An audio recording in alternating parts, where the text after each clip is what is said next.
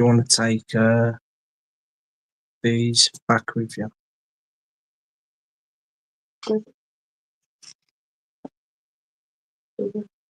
You. Or you could take them to the new house if you want.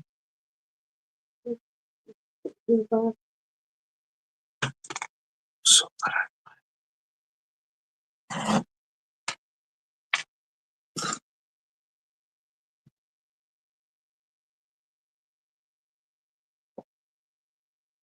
this is live now. I'm just going to wait for people to come in. All right. Be back in a bit.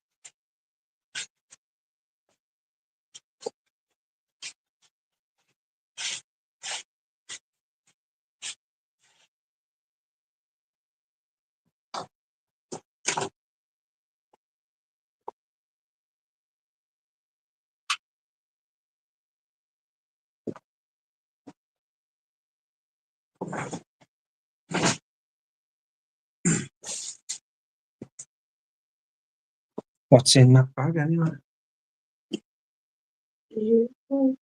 That's my unicorn though. You passed me my chocolate.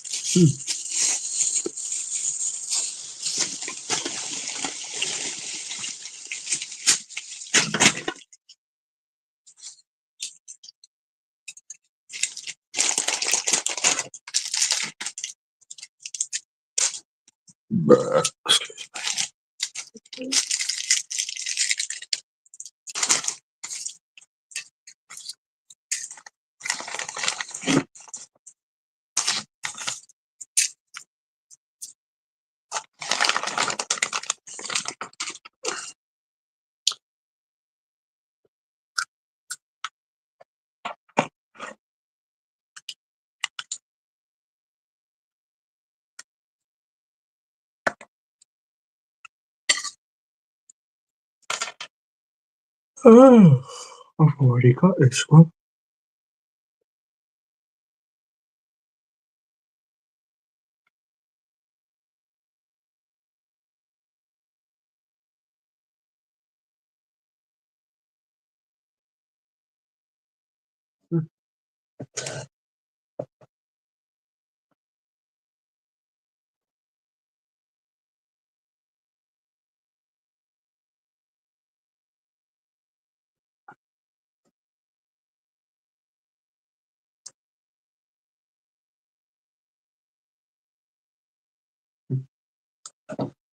Soon now. Oh, Charlie's coming. How you doing, Charlie? Oh, it's been busy, Mum. It's been very busy. No music tonight, just a chat. Because I came back late, doing some more hard work in the garden.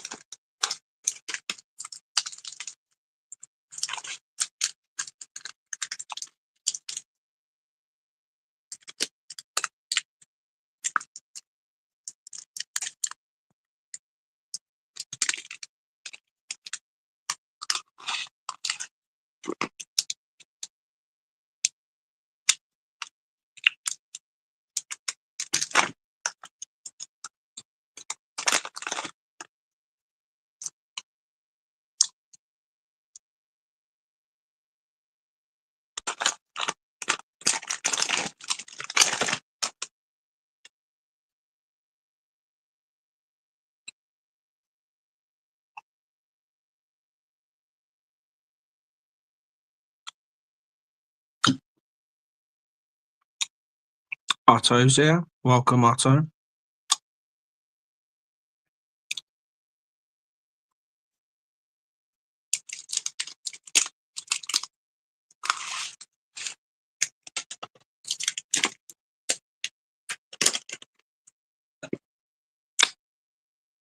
Here's the drink. Just going to wait for a few more people to come in.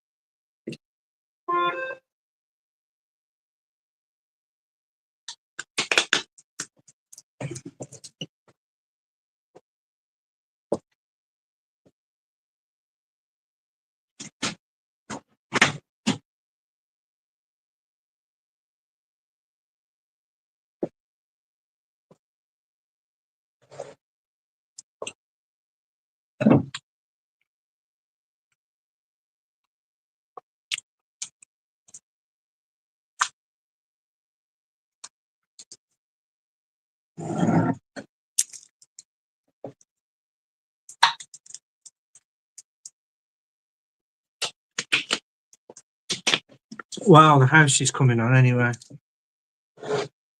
Put more clothes in there, won't we? Mm-hmm. Put more clothes in the what do you call it? office slash dressing room. um, Stacked up the plates, feel for bits and bobs. So we've got clothes over there now. We've got all our essential stuff, bath stuff.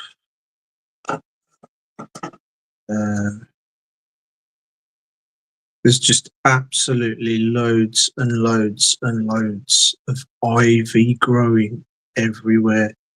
And this woman, the woman before the woman that we bought it off, the old couple, they apparently kept it all nice, but then her husband died, the one that built the pond. And eventually, as time went by, being a widow, it got to a point where she couldn't maintain the garden any longer, as good as she could have. And so it just started to take over. And then by the time this woman who we bought the property off moved in, she was there. How long was she there now? Was it 8 years, 7, 8 years? Babe, For what? was Abby in the house 7, 8 years? Yeah. Right? So there's another 7, 8 years on top of when that old woman couldn't look after the place anymore. This woman that we bought it off apparently didn't do no upkeeping of the garden, or at least not enough, as it would seem. And this ivy, which is absolutely everywhere in the garden, has just took hold, like to a state that ivy is growing over ivy. It's growing all up the walls like crazy big fucking veins, like something out of fucking Swamp Thing. Just big, beefy, fucking chunky veins of ivy twisting over each other, twisting through. What's that stuff that you call on the top of fences, the square stuff? Trellis. It's weaving through the trellis, broke the trellis, turned all the fences rotten to dry, petrified wood that just snaps like balsa wood. It's crazy. I'm taking the ivy down on the one fence, and it had built up that much and that high and that bushy, and destroyed the fence, just absolutely petrified and dried up the fence that much that when I got to the fence area of it and I started snipping, all the fence just started to snap everywhere. And just fell apart with all this dust and dead leaf and dead branches, debris just fell down. And then you had like this big long wave of floppy fucking ivy just going, which was pretty much the fence. So I cut all that down. It started taking over next door's fucking garage, going all the way up the stone walls and up between the crevices and over the top and everything. I had to rip all that fucking down. I don't understand how someone can let fucking ivy just take over the garden like that. The amount of work we've got to do in that garden is absolutely insane. Here's me coming in there thinking, oh, what we'll do is we'll gut the pond out and we'll have a look what we're looking at there, see what the cost is there. We need to have a look at where we can build something for the fucking cats. Am I having the garage in the end as a studio, or we got to build a separate thing? Do we knock the garage and the fucking shed down and just start complete over? And as I said before, when I started on the garage, started on the pond, I suddenly realised before I do this, I need to work on everything else. And it made me realise at the same time that really this pond isn't the priority here. It's getting something for the cats. So I thought, right, we'll just use the pond as a dumping area for all this fucking stuff, because I mean, there's loads of branches on the top of the shed as well, which is like it's not hawthorn, but it's another a thorny bush slash tree sort of thing. I'm not sure what it is though. I'm not sure what it is. I don't know whether it is elderberry. Is elderflower a thorny tree? Because that's what it looks like, you know. It's just these like bright green shiny leaves that sort of remind me a bit of like they remind me of like maybe a small rose bush kind of shaped leaf and the texture, but they're brighter green than like a rose bush. And then just absolutely loads of fucking thorns everywhere. And they've got loads of little green stems coming off them with little tiny green baubles on the end of these little green stems, which are obviously the little white flowers, which is why I think it is elderflower, because I swear that's how elderflower looks. I should have Googled it first, to be honest. Anyway, that's at the back of the shed, and I've been clipping that. I did a little live, didn't I, last night? Because it was at the end of Saturday's cleaning up, and it had got dark. And I thought, oh, you know what? Just before I go in, even though it's dark, I'm going to go and have a look and see what's behind there. Was going to originally leave it until the morning, but I just couldn't wait to find out what was behind there. And I'd moved all the stuff out of the way, so I thought, might as well go and have a look now.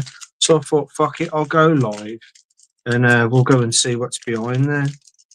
Well, today when I went round there, I started snipping. There's like, if you've seen it, when you go round the back, there was like a green water barrel for the drainage that came off the shed roof, and then next to it there was another barrel that the woman that was living there before, the old woman,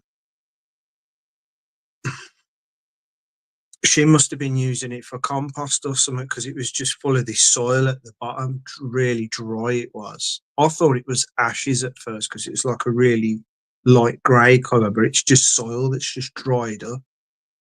And when I went in the shed, when I was on my holiday, when we first got access to the place,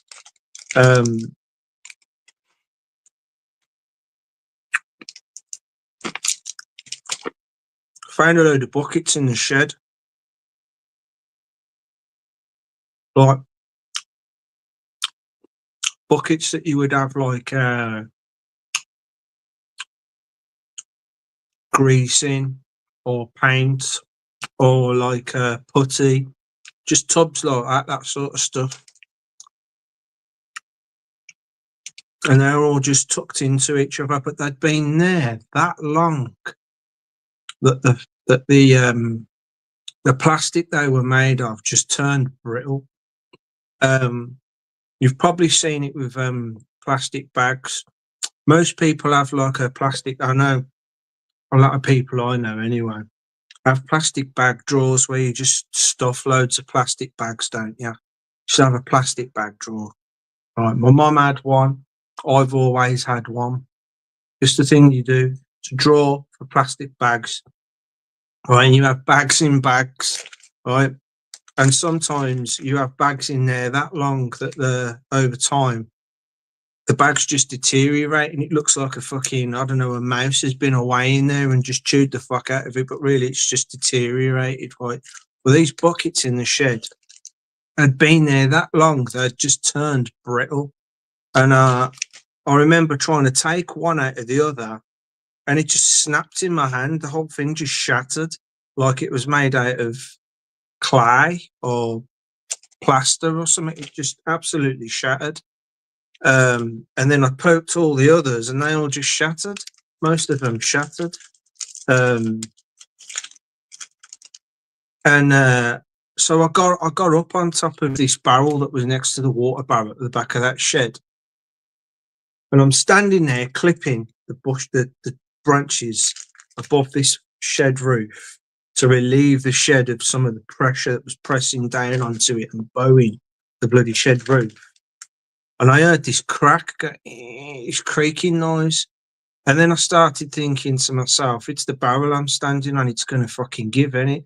And then I started thinking about the fact that this barrel's probably been here, if not longer, as them buckets have been in that fucking shed. And we know how brittle they were. And just as I'm thinking that, the whole thing just went underneath me, just went. And luckily, because there was soil in it, I had a cushion. the whole thing just went straight down, just concertinaed on itself like that, and I'm just left standing on the lid. And I was like, wow, it's so fucking brittle. I just went straight through it. Oh, that's one on my sleep.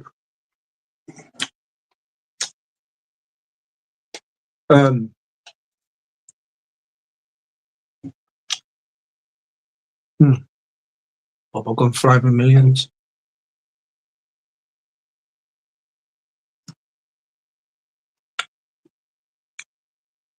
And Kelly's dad came round earlier.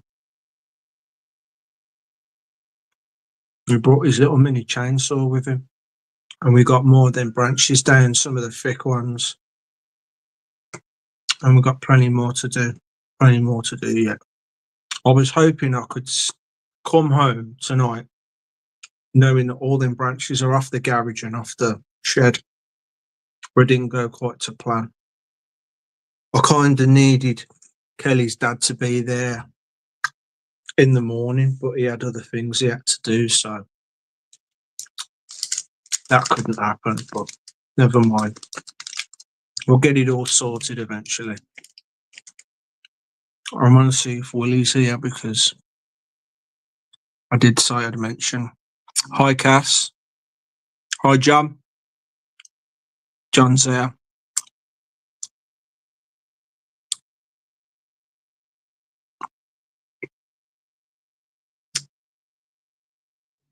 Oh, Wally. I thought that was a bloody plane then. I was like, what plane makes that noise? Wally's here. Welcome, Wally.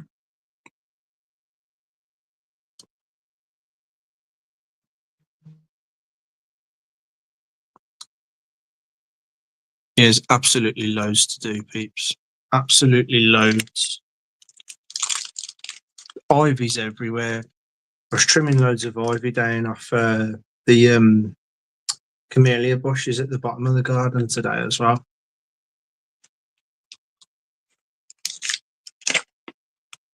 Really big flowers on that one, isn't there?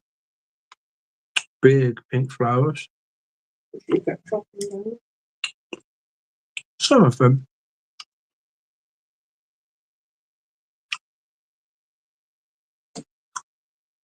You've only got like 100 buds on the thing.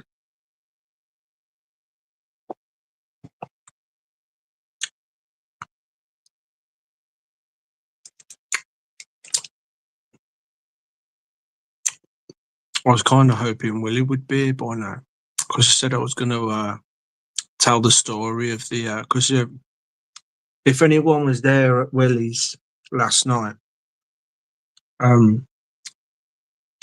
was talking about tornadoes for a bit, and I said I would tell my story of the time I saw my first and so far only tornado in the in Birmingham.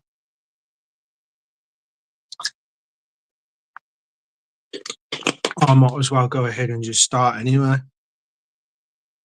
So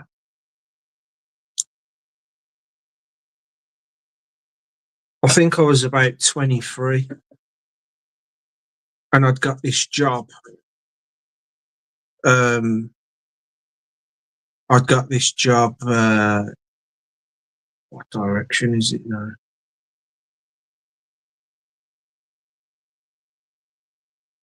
Where's Erdington from here? But it's over that way, ain't it? Got this job Is that what I used to bloody do? Go on and on and on and on. I don't remember doing that. Blimey.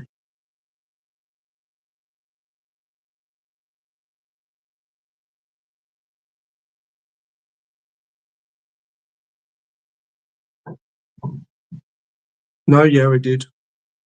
I used to get an 11, and then that 11 would take me all the way down to the Bromford Road. Hello, what's the matter? This is where they go quiet now because there isn't really anything the matter.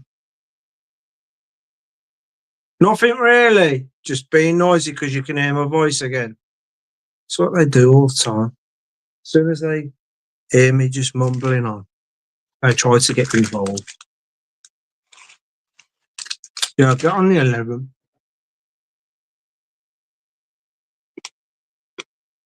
That'd take me as far as the M6. I'd go under the bridge.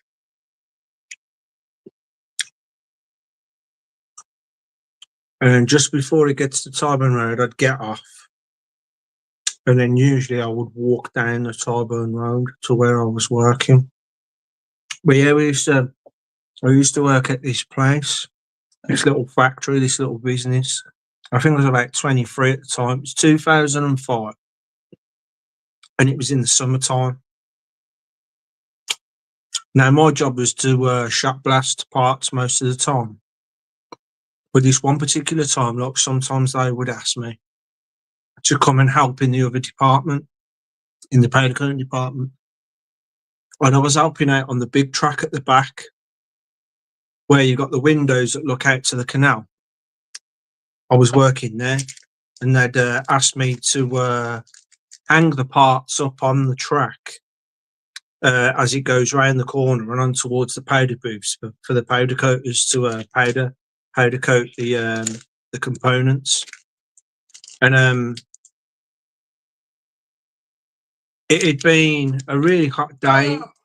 Yeah, it'd been a really hot day that day, but quite humid as well. Quite humid, sticky. And every now and again, because the truck wasn't going too quick. The truck was going like that, and you had like about that much space between every part that I had to hang up on one of the things on the top of the track. So I'd have like about 20, 30 seconds, right? And every now and again, I'd look out the windows out to the canal, out to the park or field or wherever it was. I think it was a field, because just to my 11 o'clock on the other side of the canal, there was a bloody pylon right there, like I'd say about 20 feet away from me, just right there, right? So I think it was farmland or something. I'm not too sure, fields or whatever. And I'm looking over this direction, and I just remember a layer of dark cloud appearing on the horizon, right? So you can see the horizon, you can see all the buildings and everything, and then you can see clear yellow sky going across the horizon, and then a low band of cloud, like a line of cloud, and then above that line of cloud there was another line of cloud, different. And what stood out was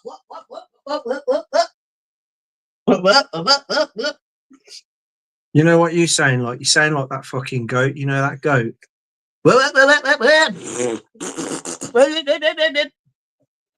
It's just a goat. It wasn't that dramatic, was it? It's just a goat. I'm losing my train of thought because of you here. Yeah. Don't need you to do that. Now you're fucking making it worse. But anyway, now you're sounding like a guinea pig. Ah. What does a capybara sound like? Do we have to go down key? We've been through this before, haven't we? Do we have to go down key? Doing it earlier. Take the sample of a guinea pig and go down key, and that's what you get a capybara. Um, I know. I know. How far down key do you have to go? I know. I'd laugh if they made absolutely completely sound. You sent me a video. No, but I didn't want to accept that as the fucking capybara sound because it sounded more like something a budgie would do. It's like a squeak. It was like a weird budgie squeak thingy thing. But anyway, every now and again, as the work's passing anyway, where are you going to go to bed? Yeah. Okay, good night, bye.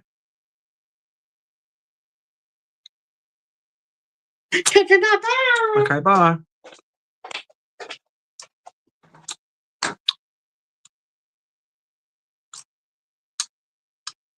She's probably going to forget about 5 things. Anyway. So I had to look about 20, 30 seconds per one of the cats are starting up again now. Great. Hello. Hold on, guys. Let me get Cassie out. Cassie, she wants to see me. Yeah. Cassie. Okay.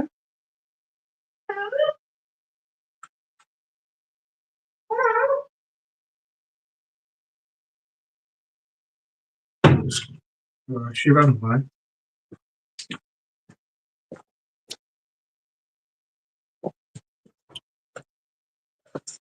So anyway, I'd look out the window every now and again because, like, it was like the building was really old, and it was kind of like the old schools around England, like really big, tall fucking windows. The ones that, like, fucking at the top, they fucking come in like that at an angle, and you have to use one of them big long poles with a fucking hook on the end to put through the loop and close or pull the window open. It was one of them jobs. And at the bottom, you had small windows, which also had little latches that you could open and they opened in. Well, we had a few of them open. And I remember looking out of them, looking at the canal, and every now and again looking out onto the horizon, looking out. And I remember at one point, I looked over and I could see these band of clouds. But what stood out to me was one band of cloud was going that way really, really fast. And I noticed another band of cloud above it was going the other fucking way. Like that. One band was at the top and one band was at the bottom. And they were both going like that. And I was like, that can't be fucking good. I've never in my life seen that before. Never in my life. And I was like, in my head, I was like, could it be what I am seeing right now is a tornado about to fucking happen? Because you don't hear of this in the UK. And I'm like, it can't possibly be. But my knowledge was telling me from what I've learned how tornadoes start, that has to be how tornadoes start. So potentially we could be having a tornado coming this way. So I turned to my work colleagues who were powder coating away, and some of them were also helping me on the work. And I half-heartedly, half-jokingly said to them, I think there's a tornado coming. And I was like, oh, shut up, what you on about, sort of thing, whatever. Carried on with their work. I'm hanging a few more things up. And I started to notice that it had gone dark on the one side. And there was a bit of a breeze blowing in. And even though it was warm, this breeze was coming in and fluttering the windows. So I went and had a look at it again. And this time now, the one side of the cloud had blocked out the sun and it had gone dark. And this thing was making like a pyramid shape, dipping out the cloud now. And it was doing that. And I was like, that is definitely a fucking tornado. And it was coming closer. And I've never seen this before, but no fucking word of lie. There was clumps of dark grey cloud, black cloud, if you want to call it, coming right past the pylon wires like black bags, just spinning past. And I was like, that's not fucking good. And and then the windows are shaking as well. They're just vibrating. You can hear the wind fluttering every now and again. The wind is starting to blow leaves across the ground in lines. And I'm like, this is not fucking good. If this isn't a tornado, it's at least going to be a fucking hell of a storm. So I turned to my work colleagues now from what I could see, and I went, yep, it's definitely a tornado. It's coming this way. And as I turned, the fucking finger dropped. It was just dropping over the top of our factory, and the windows just went boom. All the poles went flying everywhere. Fucking everything, boom, boom, boom, crashed. They dropped their fucking guns and everything. What the fuck? Looking out, man. My supervisor, from what I can remember at the time, he was out the front yard sweeping up. And as we turned to look out to him, to run out to fucking tell him or check he was okay, everything just got, all the leaves and everything just got sucked up into the air. What's up? I took my contact lens stuff. You've took your contact lens stuff to the house, so you haven't got none here. I took some from my house, but I've not got any here. So what does that mean, no? You stuck with your contacts in? No, luckily I've got this. I'll just have to put them on this overnight. Have you got something to actually put them in? Yeah. Or could you use that? I think I took one to the hospital.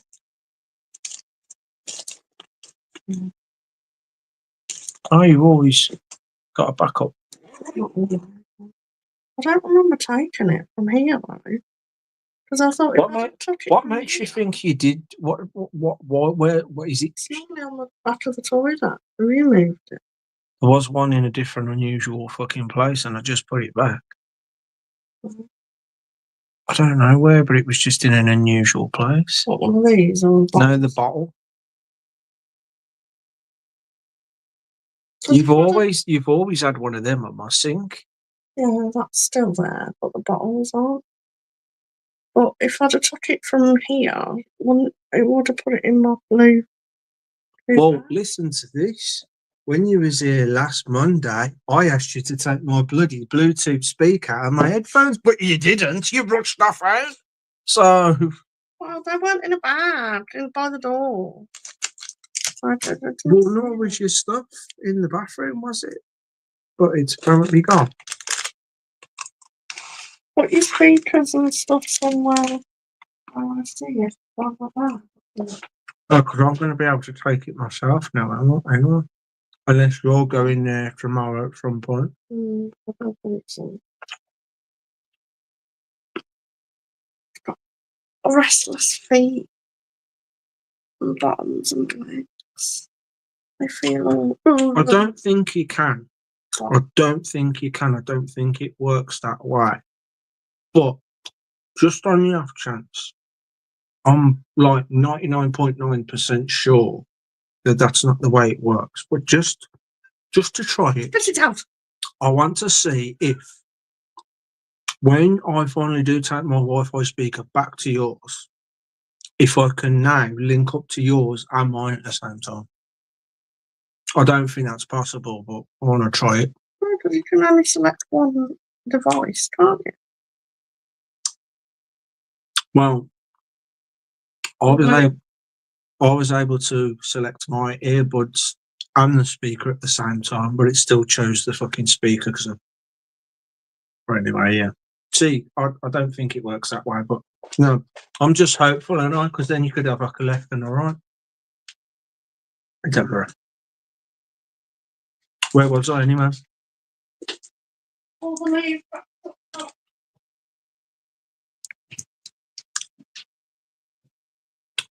We're just seeing them get sucked right up in the air, and he's just standing there with the broom. Everything, I swear to God, everything just got sucked right up. Even the dust on the floor, the whole floor, the whole yard outside was clean. It just vortexed up. You didn't, like, I would expect to like see the spiral sucking it up, but you don't. You just see it just go up. it just goes up, right? And that's what we saw. We're still in the building running out or looking out, and we just see it all go up. So it was literally, there's the roof of our factory like that. Tornado was literally touching down just as it was going past our building. And by the time it got out the front onto the Tyburn Road, it had more or less touched down. And you could see you could see the funnel touching down every now and again. It wasn't like a fixed tunnel like you see in the big ones in America. It was just like touching the ground every now and again, and you just see clumps of cloud coming down and touching like that, and then it'd spin and then it'd come down again. And it knocked a big, massive acorn conker tree down on the one side of the Tyburn Road, and on the other side of the Tyburn Road, diagonal to it, a bit further down, there was another tree knocked down that way. But the mad thing was, one was knocked down that way, and the other one a bit further down was knocked down that way. So both sides of the road had got blocked. So it was all over within a matter of a few minutes, and the next minute you know, the tornado had passed and carried on its path of destruction. The sky opened up and went clear blue again. Birds were singing. It was really weird. It was like, did that just happen? Because the scene you could see outside now was as if it never fucking happened. It was crazy. I never seen anything like it. And yet out the front, you've got fucking traffic, baby, me. And there's these two fucking massive fucking conker trees in the bloody road, blocking the road off. My God, it was crazy. I'll never forget it. And then I think about a month or so after it happened, maybe couple of weeks after it happened, because Equinox was still a thing then. I don't think it comes on anymore. But there was an Equinox documentary about the Birmingham 2005 tornado, and you got to see a bird's eye view of its path of destruction, and you could just see all these blue sheets all over the houses that it had just damaged, ripped the roofs off and everything. And it's just this sheet of blue where all these houses had been patched up and everything with blue covers over the roofs, and that it was nuts, man. I think it was like about 5, 6, maybe 7 miles of destruction as it just tore through Birmingham. I think like Lady Pool Road got hit really fucking bad, that area, because that's when it had fucking fully touched down and it was like at its fucking strongest, and it just wreaked havoc down there, down like the Borslow Heath area and all that. Absolutely wreaked. And I think that the scale that we have over here is I think it's called the Torres scale or something like that. It begins with a T anyway. I think it's the Torres scale. And I think they classed it as a Mark III, which I think in America, that's probably like a 2, like a 1.5 to a Mark. Like, you know, like a 4 or a 5 in America's like a fucking big one. Right, this was like it wasn't a small one, but then it wasn't a big fucking deal, but it was still pretty dangerous. It was still pretty dangerous. It ripped roofs off, it turned cars over, it smashed walls, it did do destruction. Don't know if anyone got killed. I know people got injured. And I've got the VHS tape somewhere of when I recorded that documentary. I think you can see it on YouTube, actually. Yeah, you can. I remember watching it on YouTube as well.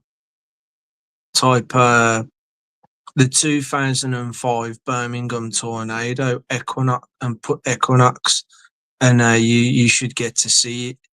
And my God, And I think there is actual footage on there as well from when the fire brigade come, and the fire brigade are on there on the documentary talking about when they got a call out about it, and they remember looking.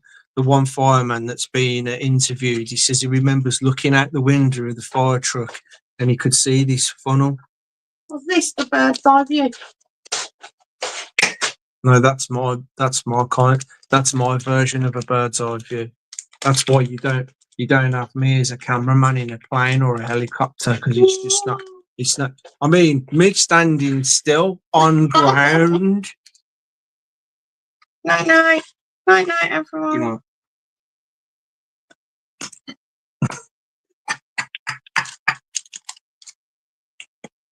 Don't do it again. Don't do it again. That's disgusting. yeah, but you said don't do it again, so I did something different. Be nice. Bourbon. I'm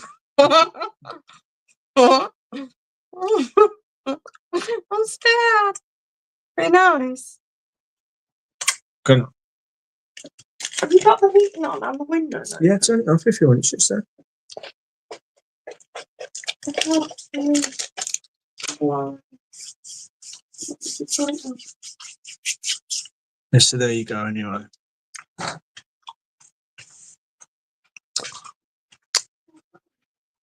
Is Willie here yet? What you done now? Oh, she's gone.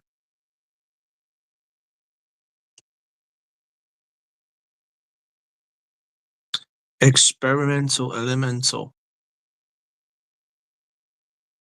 Welcome.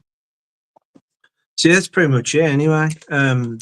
I've never heard of tornadoes happening in the UK, let alone in the Midlands.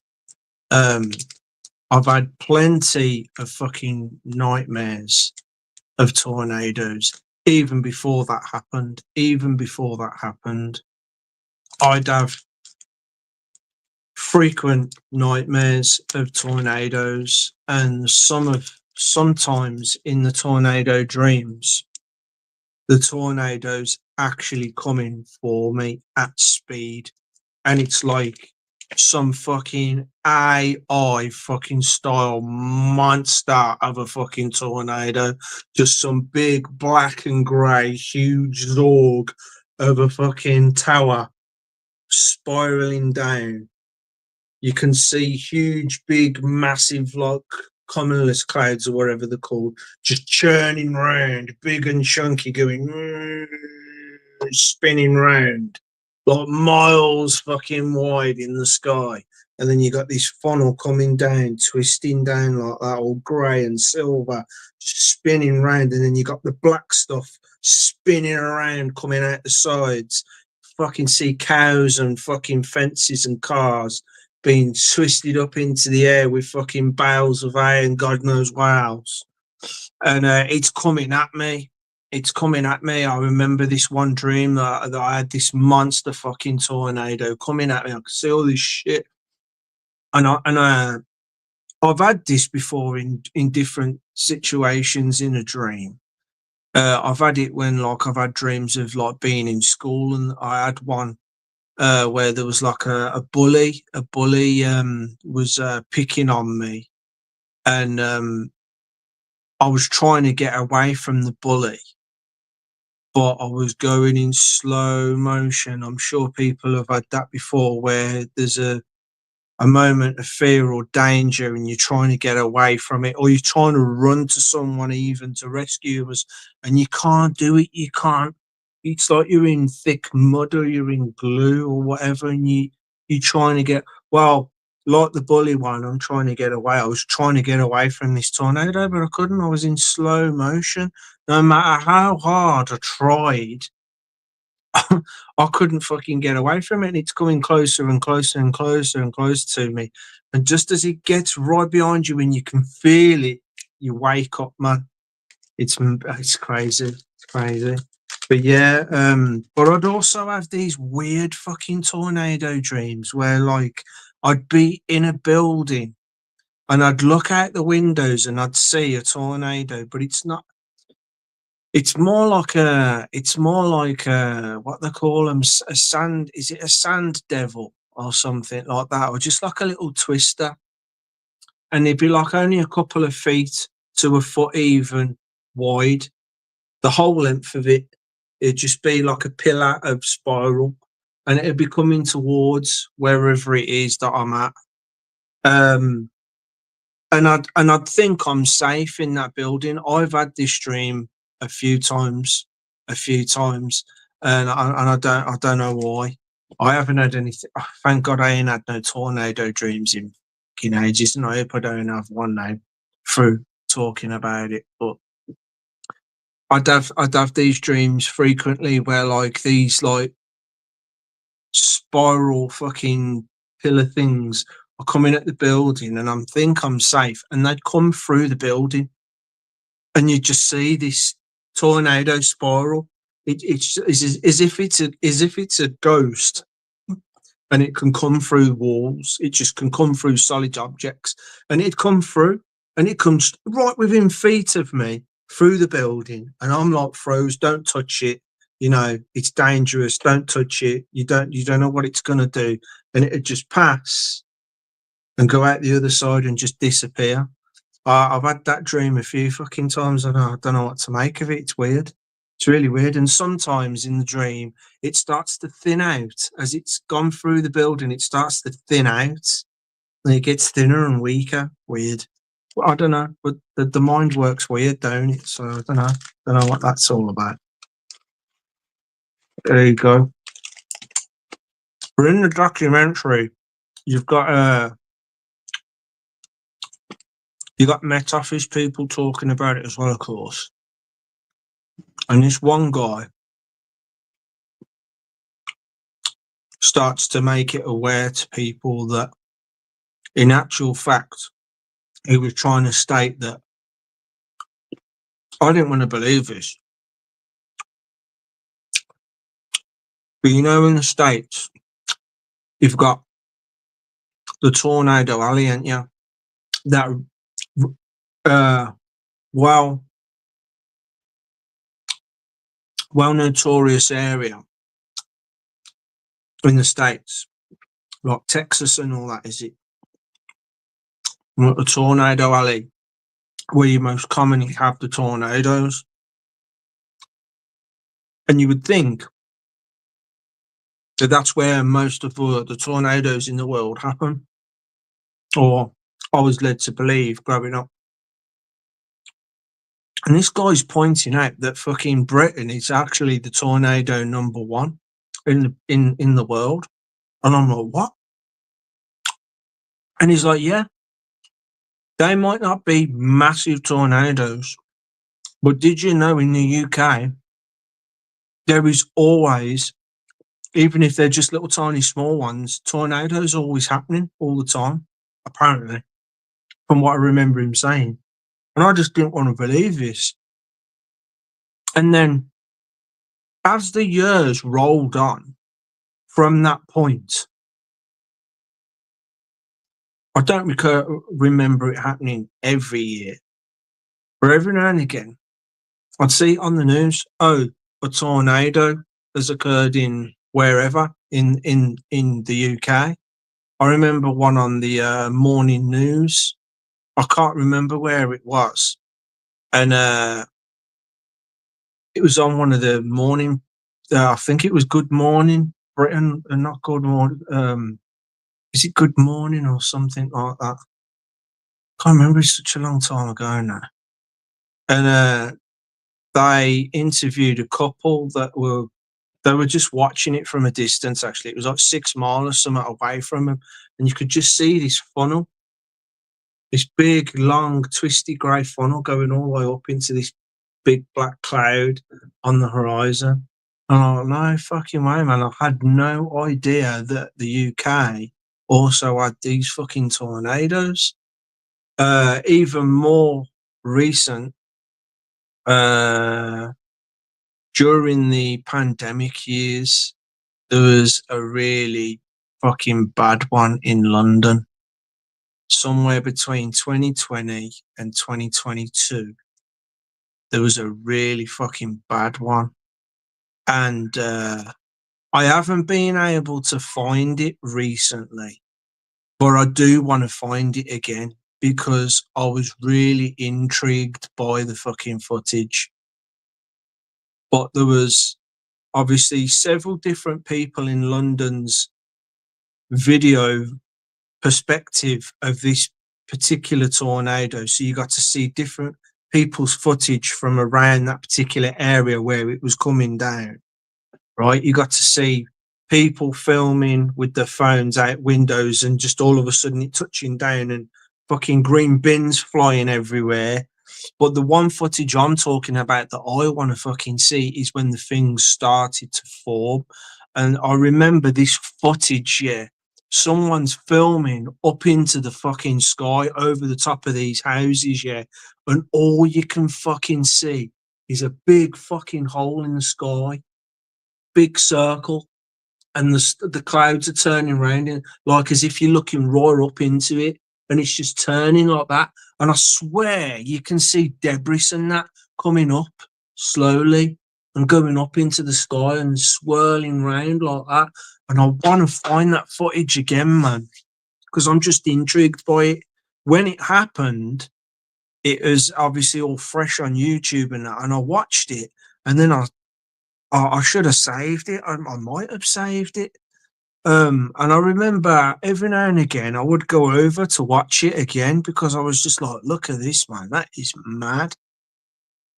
And then not long after I watched that a few times, it started to show YouTube started to show me other people's footage of the same fucking tornado. Um,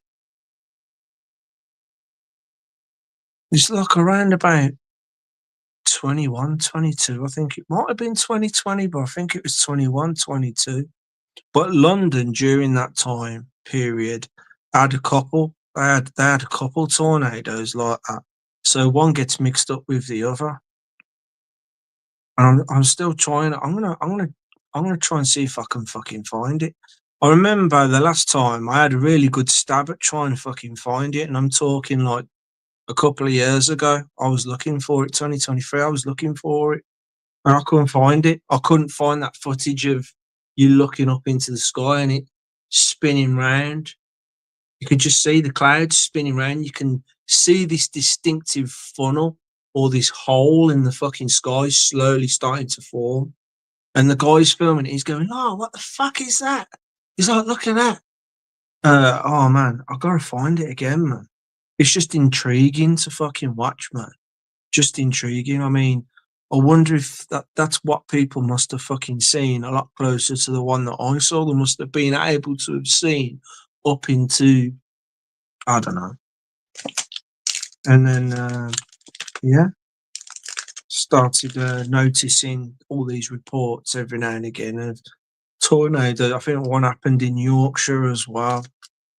Um, there's history spoken in the documentary of tornadoes. And all that sort of thing. Is Willie here, man?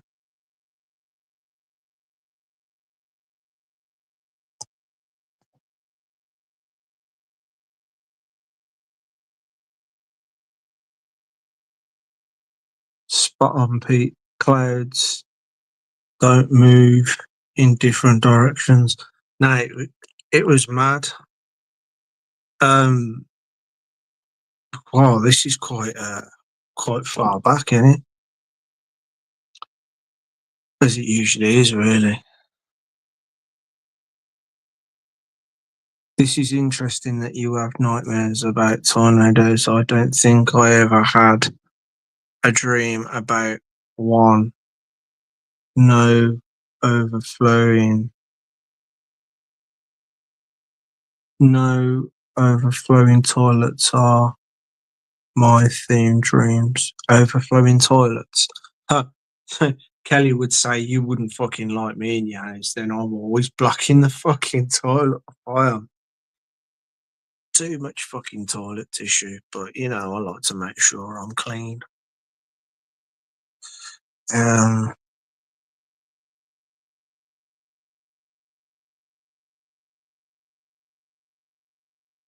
Yeah.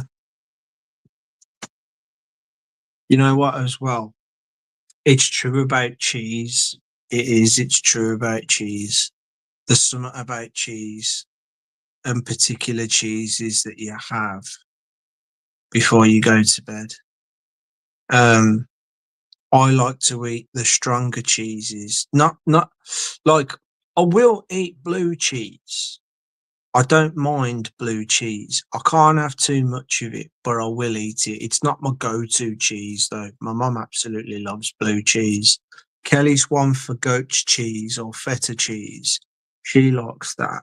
Don't mind sheep's cheese, and I don't mind halloumi. I think halloumi's great, but my go-to cheeses are I like quite a few.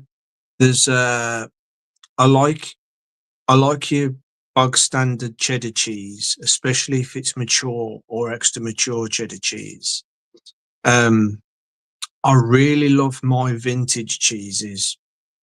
Cracking. There's a cheese out there called the Black Bomber cheddar, and that is fucking gorgeous, man. Gotta get some more of that again. And where I've moved to now, there's a farm down the road that sells it. Big fucking cakes of it. Um, or like no, so you got your vintage cheeses or your cave age cheeses, and it's the strong or Parmesan cheese.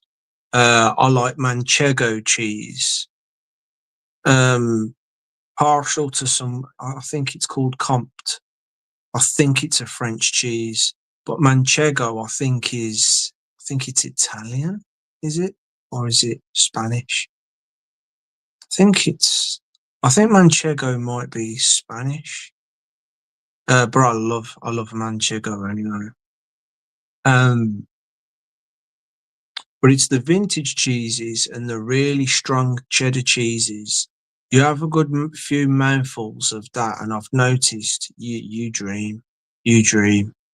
Um, sometimes they're bad and can turn into nightmares, but then sometimes they're okay dreams, nice dreams.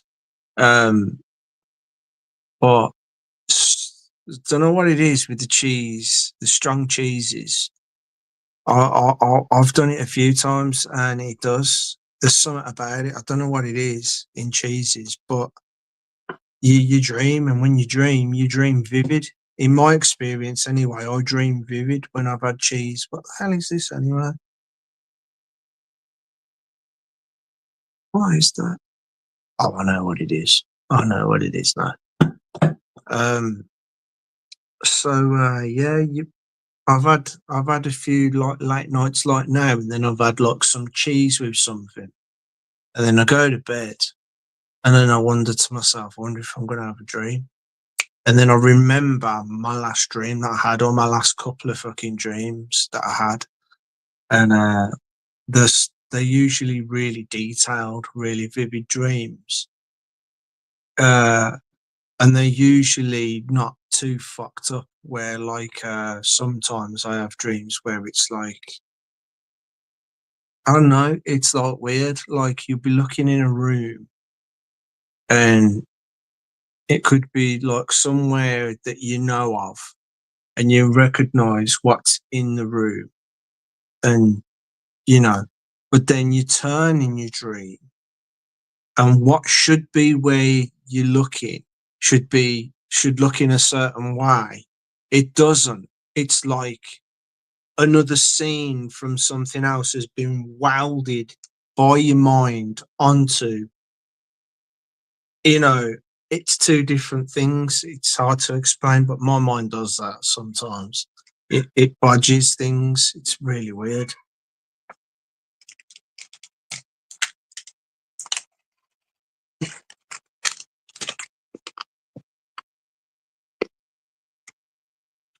Superpower. And we all will have one tonight. Blackjack's here. Welcome, Blackjack. Have I moved yet, Blackjack? Well, we've moved we've moved a lot of the stuff into the house. But like I've been saying to a lot of people that are coming over, the situation is I can't fully move over into that house and live in that house until something has been built for the cats to live in. Because obviously I've got my 7 cats, which are my actual pets, the ones that I breed to make the kittens, to make them the money off, right? And then there are progeny from some of them that I've been lumbered with that are they're not wanted. They're you know, I'm trying to sell them basically. I'm going to get them back up online, and we gotta drop the price. We've got to drop the price way down. Hold on, Kelly needs me.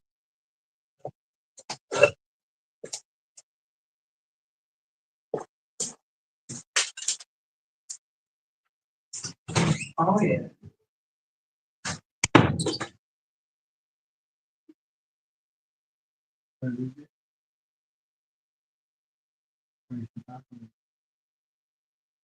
Thank you. I did set an alarm though for tomorrow morning.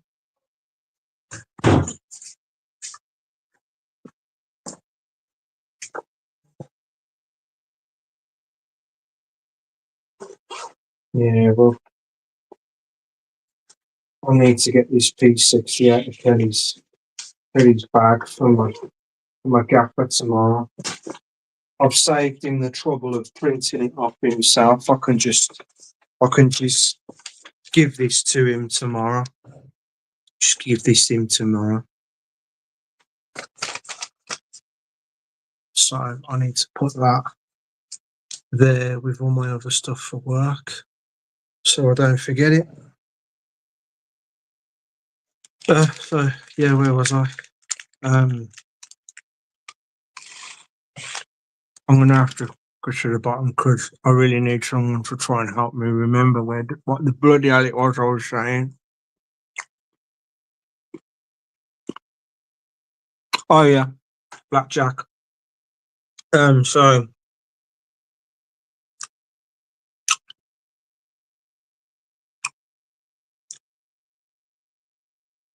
Kelly's got a cage at hers, and she's got 3 daughters from my cat Cassie and my cat Roland, who ended up having 5 kids.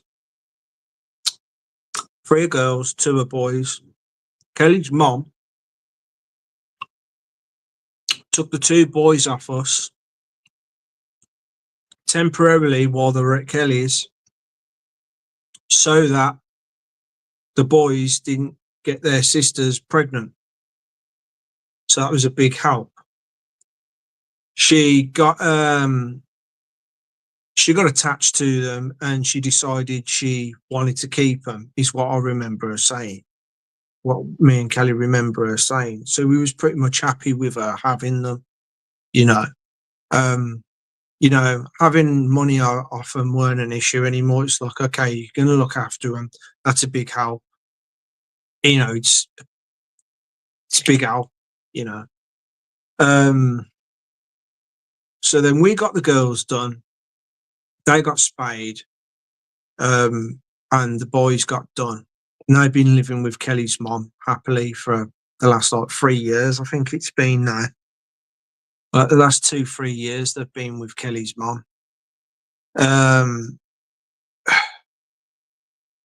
So I've got my 7 in there, and 7, 8, 9, 10, 11, 12, 13.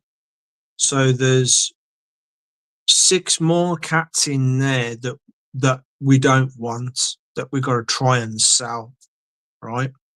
With the 3 on top of that Kelly's got, And now all of a sudden, get this. Now we've moved into this house.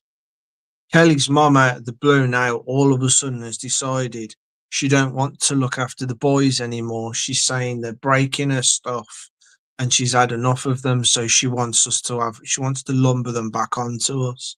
Right. As if already she knows that we've got enough on our plate as it is with the cats I've got, with the cats Kelly's got, and all the shit what we've moving and everything. And she clearly knows the situation of what needs to happen in order for everything to be okay with the cat situation, so we can put that one to bed and carry on with everything else that needs to happen so we can settle nicely into the house, because everything's all fucking all over the place and hairy at the moment. So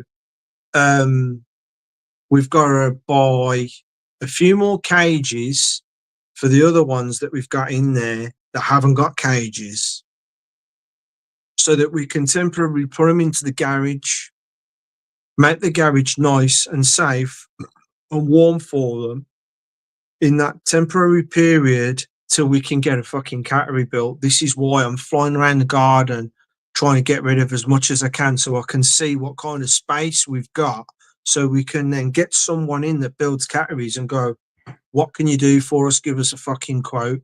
These are the kind of materials that we want you to use, because this is what kind of quality of a cattery we want. You know, I don't want no fucking dodgy, fucking flimsy, it's made out of fence panel fucking thing. I want some fucking tongue and groove, at least decent fucking thing that's maybe made out of metal frame here and there, like in regards to a catio outside for them to have a run around outside in. But most of it like maybe a tongue and groove structure with a nice strong felt roof or something. You know, it's going to cost some grands, you know. So I'm flying around the garden trying to do all this. To answer your question in short, Blackjack, no, I haven't moved in fully yet because of this cat situation. Until we can fucking sort something out for these cats, I am stuck here. And the situation is that garden needs to be cleared up as soon as possible so we can get said guy in to give us a quote on what we're looking at price wise and space wise and what he can do for us, or what needs to be shifted in order for said building to get built. Because time and money, they need to get the fuck out of here. I need to get the fuck out of here, because if I spend too much time living in this fucking flat still while there's that house to pay for, that means I'm paying for a bloody mortgage over at that house, and I'm still paying for fucking rent in this place the longer I am in here for. So getting me out of here now is paramount. It needs to happen really fucking quickly.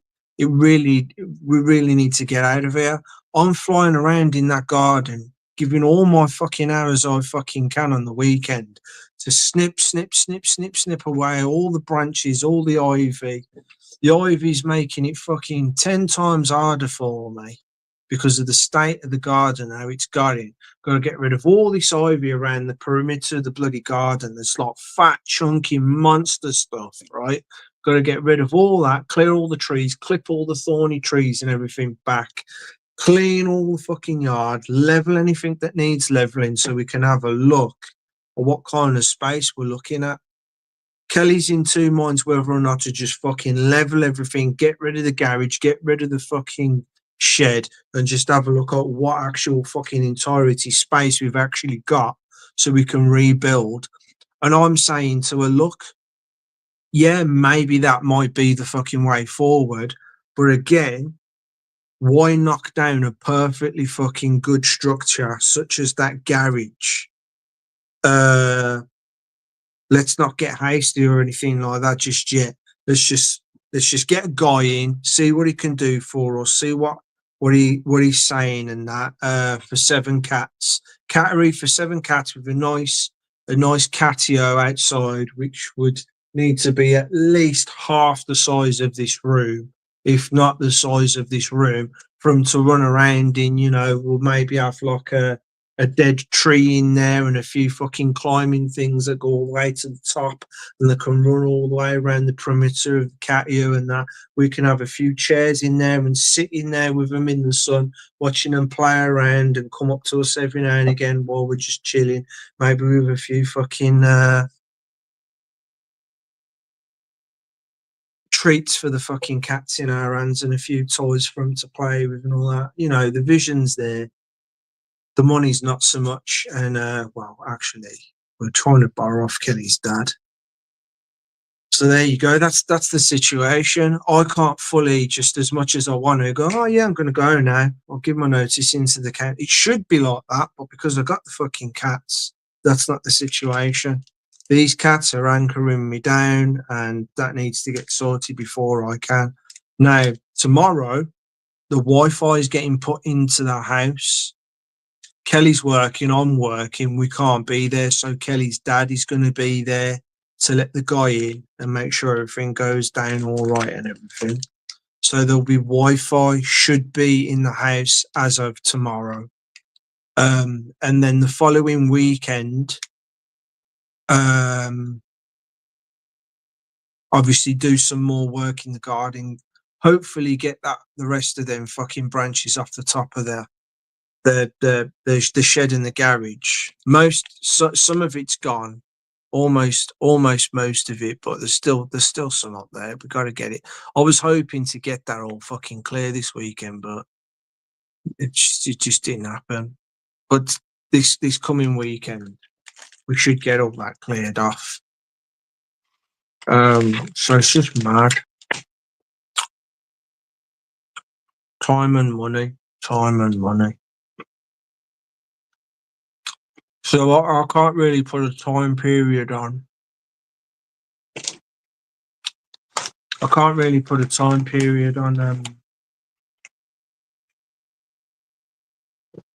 How long I'm actually going to be still in this flat.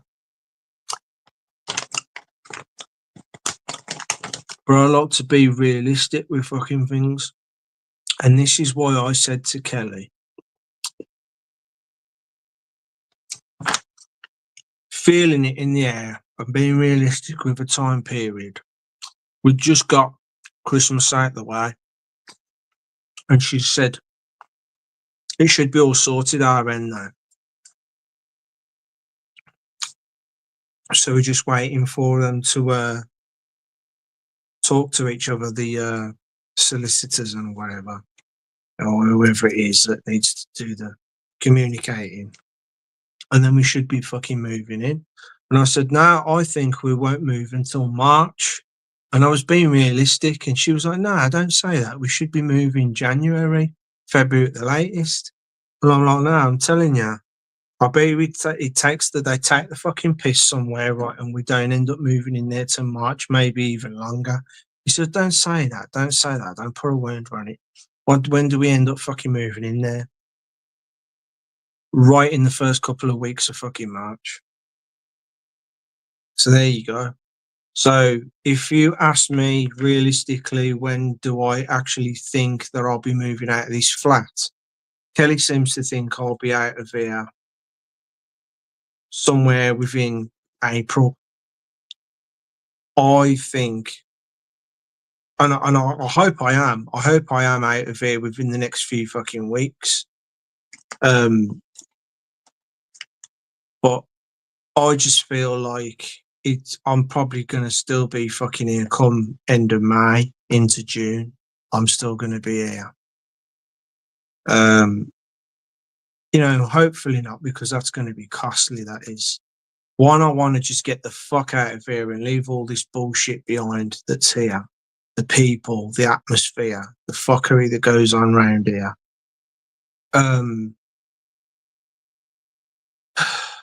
And the money it's going to cost to still pay to fucking be still fucking renting this place out and trying to pay for that fucking mortgage over there on top of everything else.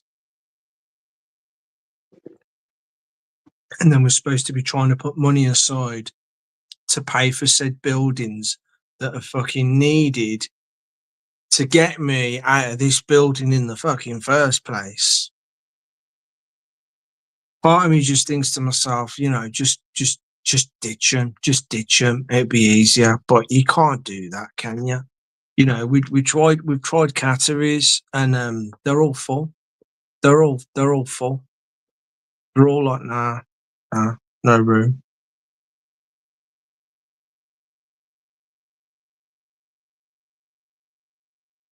I just want them all to go into.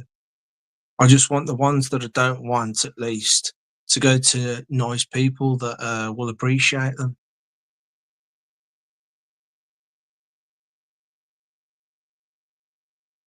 And I take full responsibility. It's my fucking fault. It's my fault because I shouldn't have done what I did. I shouldn't have.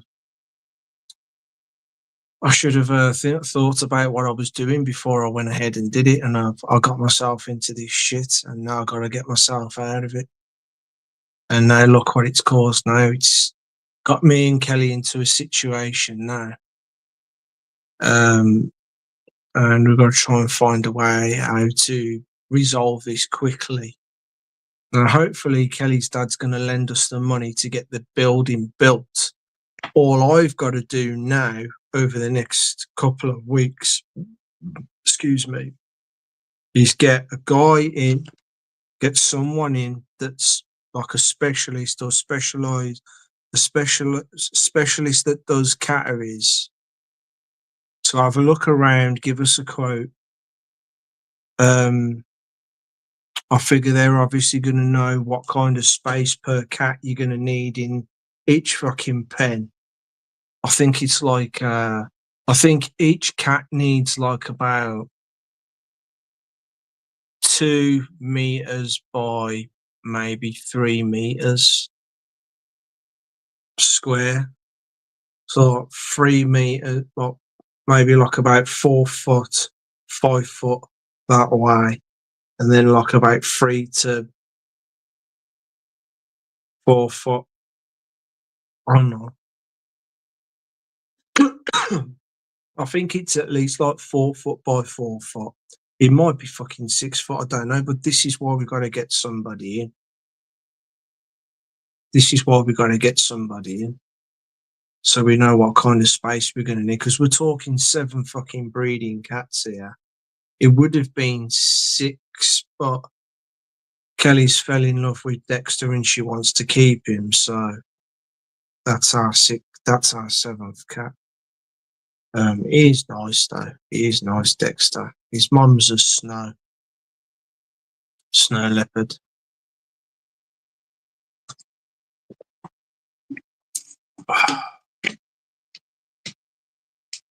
So, do you want to see some photos? Who's here anyway? Is people gone to bed now? 7 people, bloody hell. Is anyone new coming? Is Willie here yet? It is a conundrum.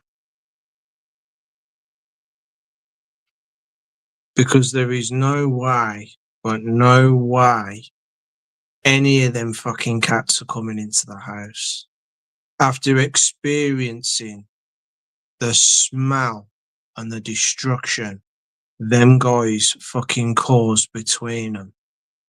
There ain't no fucking chance in hell I'm going to continue to live my life in a nice house as nice as it is with them fuckers fucking it up. I can't have it. You could have like 1, 2, 3 Bengals in your house, and so long as you've got them done, they usually do behave, and you can have them round like any ordinary fucking cat. But I've got breeding cats, and the male's testosterone's always high. They're always like scratching, doing their looking for mate fucking routines, spraying up things and making things absolutely stink disgusting. I can't have it around the house. I can't.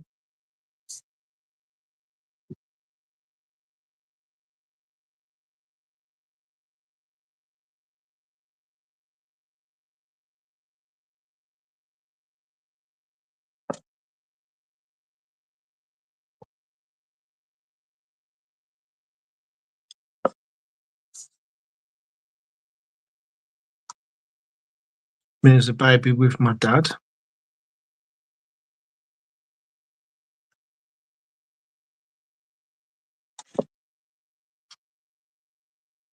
That's my dad holding newborn me, and that's my half sister next to my dad.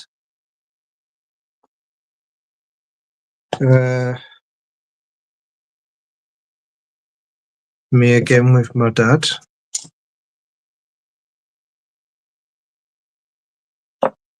I gotta say, it was a beautiful baby. Pretty baby. Lovely blue eyes. Not sure what's going on there. Not sure what's going on. Oh, that's my mum and my dad. Just chilling, enjoying the sun.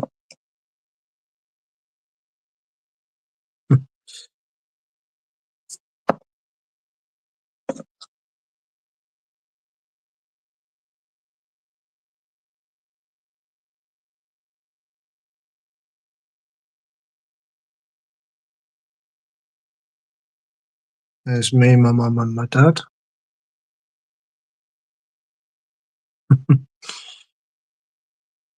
Can see that. Uh,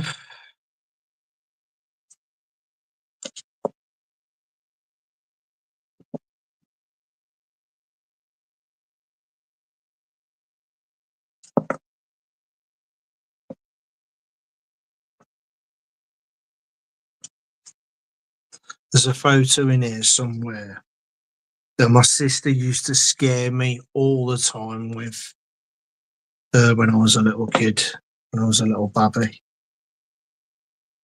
It's a picture of my granddad, and he's wearing a really scary mask.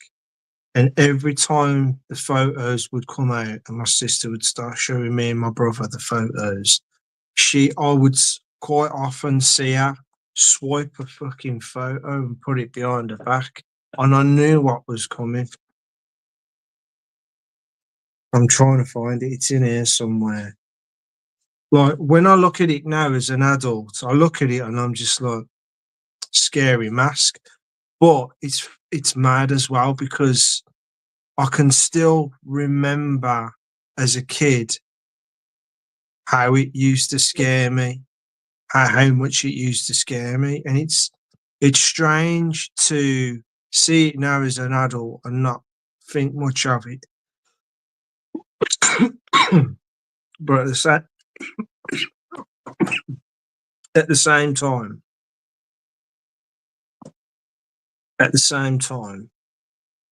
feel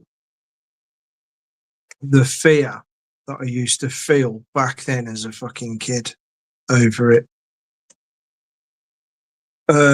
Anyone in the UK? Was it UK or was it America? I think it was a UK thing, or was it an American? Remember Dusty Bin? You remember Dusty Bin? I got a Dusty Bin there that was my sister's, and I'm randomly wearing a Wombles hat. Let me just do this so that I can see if you're getting the photo. There you go. There's me wearing a Wombles hat. My sister had this big fucking Womble, like this big, and you pull the string and it says different things, and his hat come off and you could wear it. But that Dusty Bin there, I ended up having that in the end. I ended up having that bin off my sister when she left the house.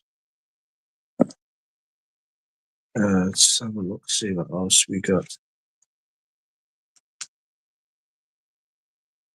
We're again with the Womble hat on. You know what, as well? I remember these. I remember that. I remember them photos being taken. I remember putting that hat on. I just about remember that.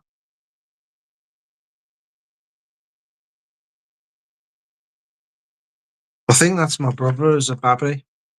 But that wallpaper in the old school 80s, 70s, 80s wallpaper there, I remember that wallpaper as well.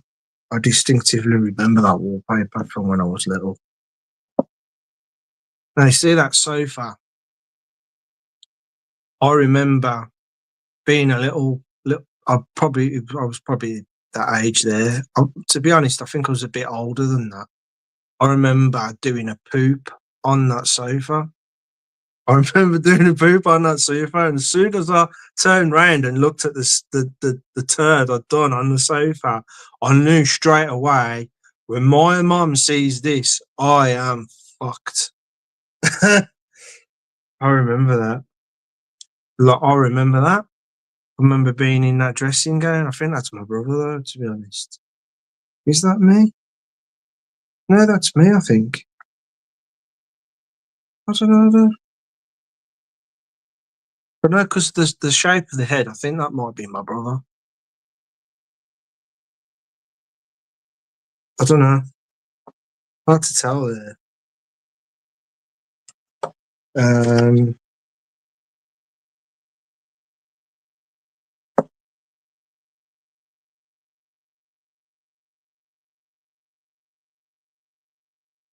That's my brother. And there's that weird wallpaper in the background. Me on the go-kart, pedal go-kart. I loved that go-kart. I absolutely loved that go-kart.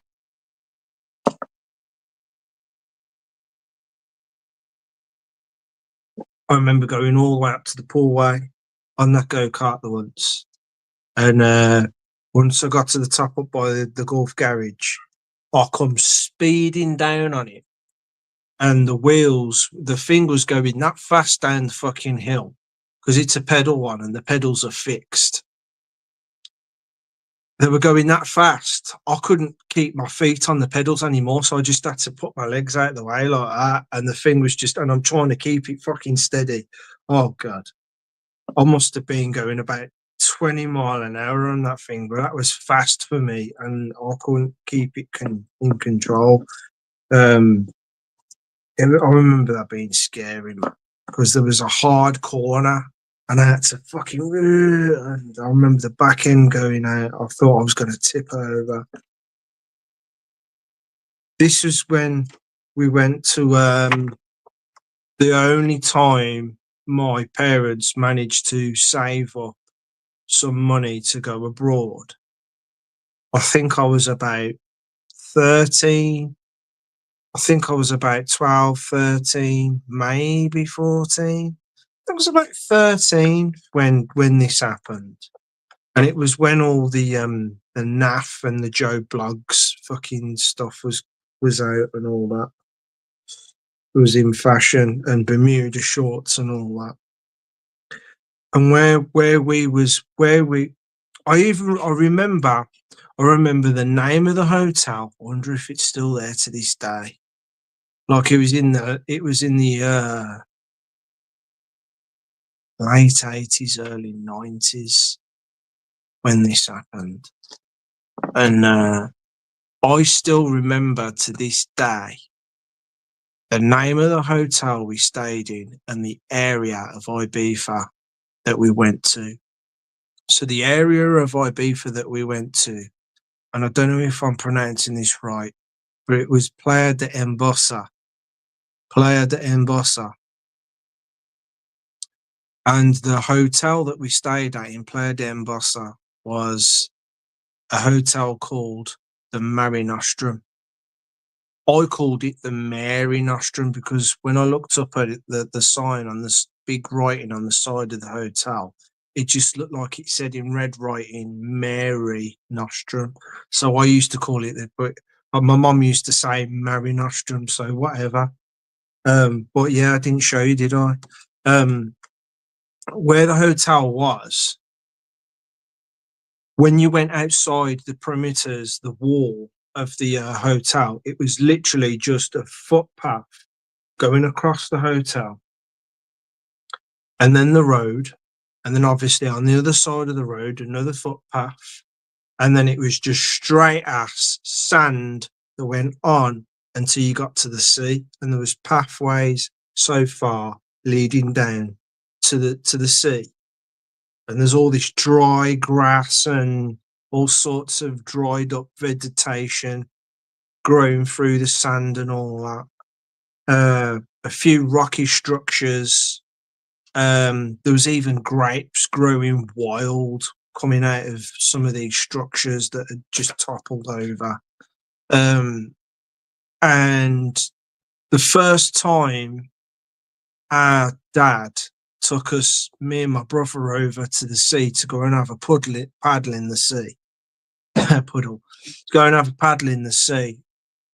I remember being in my flip flops and my long Bermuda shorts and my t-shirt on, and we're walking along in the sandy footpath, crunching.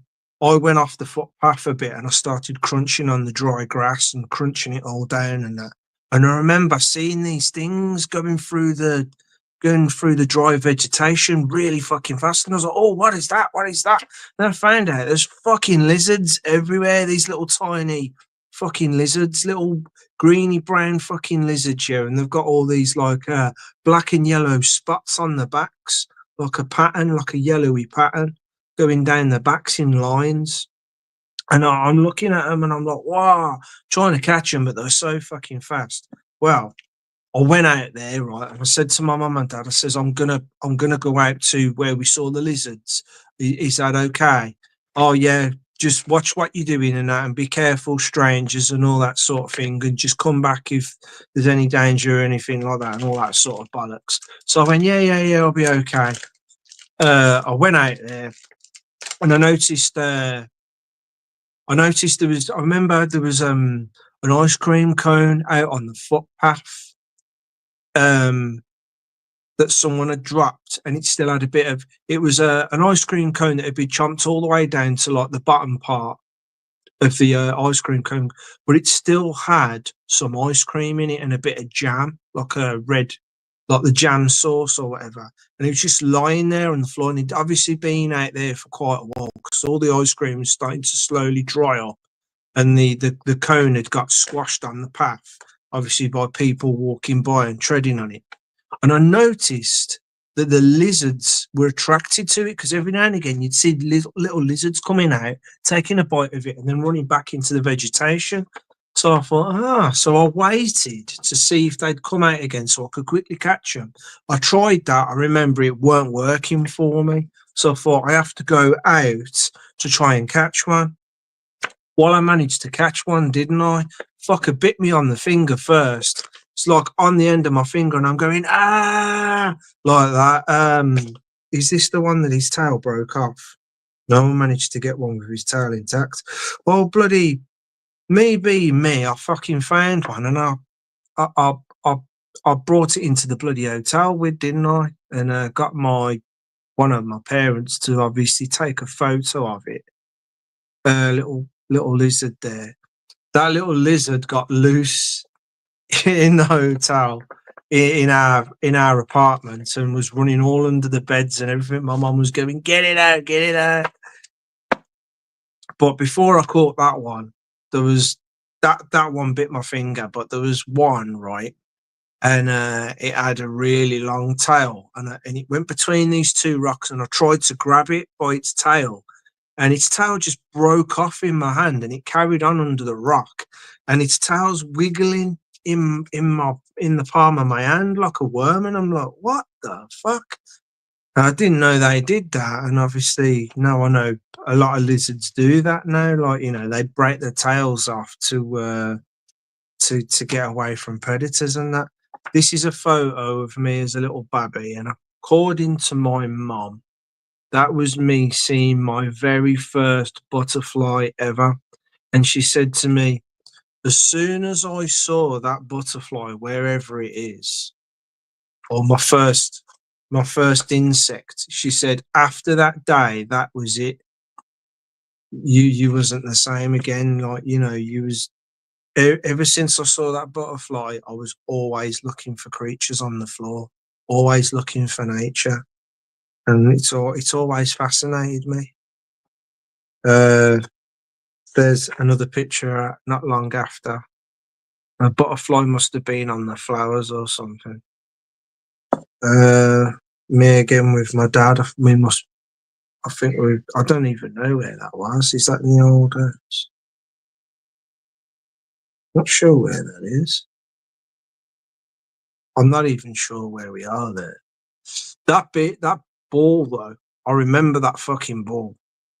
It's mad what you remember in it. I'm not looking. I remember that as well. We gone. We were at RB for again. You can tell by the t-shirt. And I'm not looking too impressed because I remember thinking I want to be out there looking for lizards and doing what I want to do. But here's my fucking parents forcing me to eat at this place with them for breakfast or whatever. And I wasn't interested. I wasn't interested. And I remember my dad taking a picture of me and saying to me, smile. And I was just like, yeah, whatever.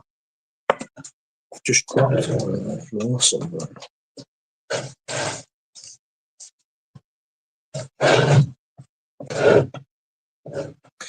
Another one of my pictures I took at a rave, and it just ends up being like people's heads and stuff. Pointless, really.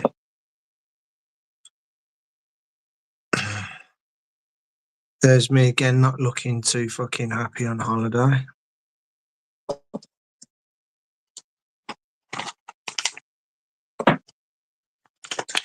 What else? What else? I'm trying to find that fucking granddad photo. Trying to find the granddad photo. That's that was my nan's dog, Sophie. Remember that dog, Sophie? And I never knew why, but its den was the cupboard under the fucking sink where they used to keep all the fucking potatoes and vegetables. I never understood why that was, even as a kid. I was like, why'd you keep her in the cupboard under the sink, man? Why is that her den? She should have like a kennel or something. What's going on?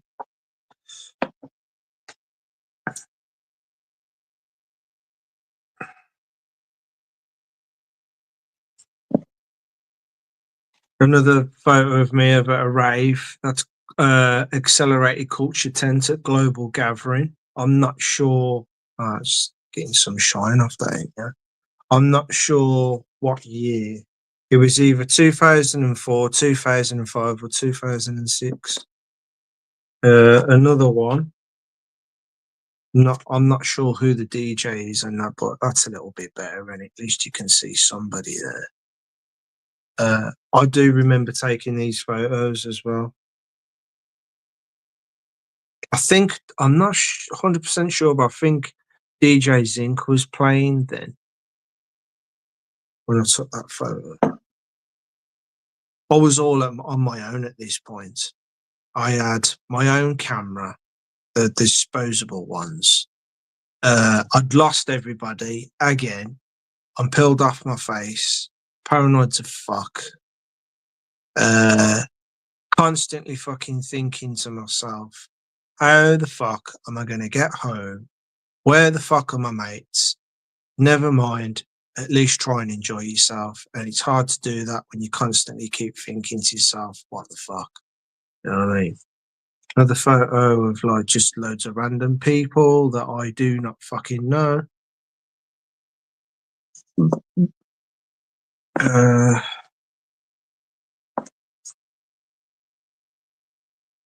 My brother on a swing.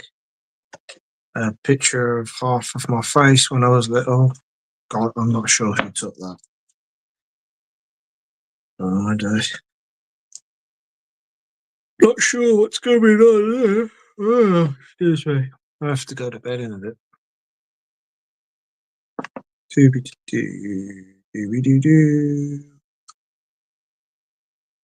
So I think we went to Isle of Wight. So that's my dad holding me. That's my half sister, and that's my mother.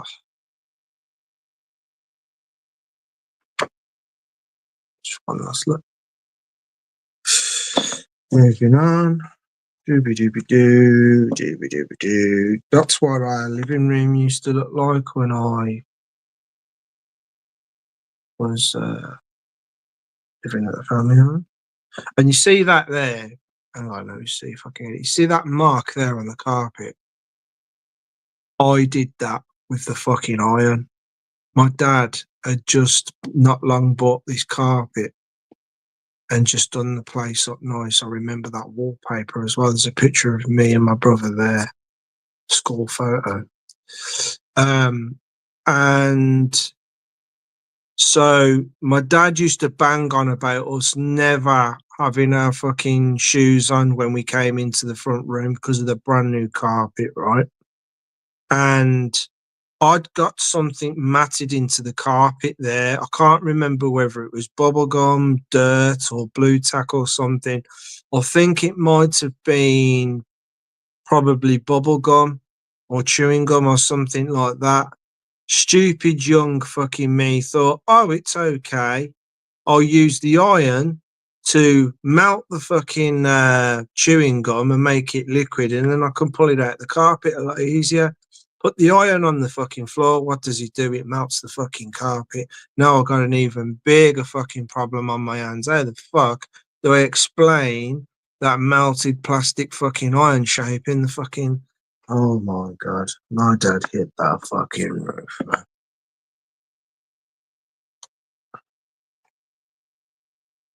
And there was another incident as well, not long after that, where I'd bought, I think my dad even bought me this helicopter that it sits on this handle, right? And the handle's got like a rod in it, and then it's got like a spiral like that, and a spinning mechanism. And you hold it like that. The helicopter sits on top, and you pull the string underneath, and it turns the fucking thing really fast. And the rod goes through the helicopter and it turns the propellers. And when you pull it really fucking hard, the helicopter lifts off into the air, spins right up in the air until the blade slowly stops spinning, and it slowly comes back down to the ground again and just crashes on the ground. Wow. My dad said to me, "You seen the what I did to the carpet and the nice new fucking wallpaper that was up and everything. We just had these new fucking what you call them that go round the fucking go round the lights, and they were like brass outline with like coloured glass, and the coloured glass was like rose designs or some or flowers inside the glass, and they looked really nice, to be honest with you. From what I can remember in my mind, what they looked like, they were really nice, and because they just had done a makeover in the house. The kitchen got done, the living room got done, and they were really nice. And my dad used to say to me constantly, "Whatever you do, I don't want to see you playing with that fucking thing in the fucking house." Wow. I was in the worst fucking position you could ever fucking be in the day I decided to fucking pull that fucking thing hard. I was right underneath one of the fucking lights, weren't I? And I've pulled it, and it's gone zzz. Bosh, glass has gone everywhere, man. I'm like, oh my God.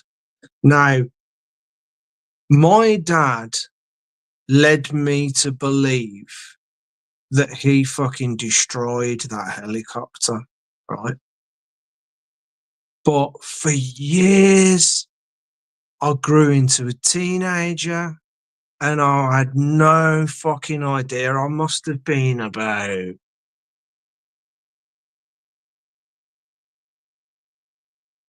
I think I was about 12,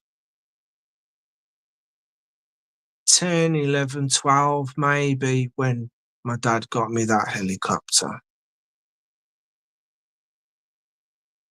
And for years, I had no idea it was in the fucking loft. And my dad had got a job working at the airport for something, for some reason or other. And he was always coming back with this orange tape that said something about British Airways luggage or something on it, something like that. You remember this orange tape that he used to bring home with him? And I remember my brother coming down the stairs after being in the loft, and he just came over to me and said something about my helicopter being up there. And I was like, what? And I just got handed my helicopter and that tape, because when it hit the light and the glass smashed everywhere, one of the blades broke off as well. But my dad secretly decided to keep it, and he obviously must have thought to himself, this toy's unsuitable for that little fucking shit at this moment in time. I'll keep it and wait until he's older. It's repairable. I'll repair it for him. And when I think the time comes that he's old enough to be responsible to fly it outside, I'll give it him back. I had no idea. Like I say, I thought he'd threw it away.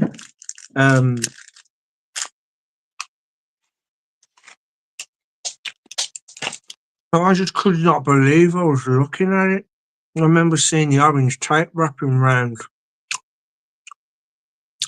where the blade attaches to the rotor, to the motor bit, the spindle bit. I was like, no fucking way, man. As if he did that to me, he kept it all this time. What else we got?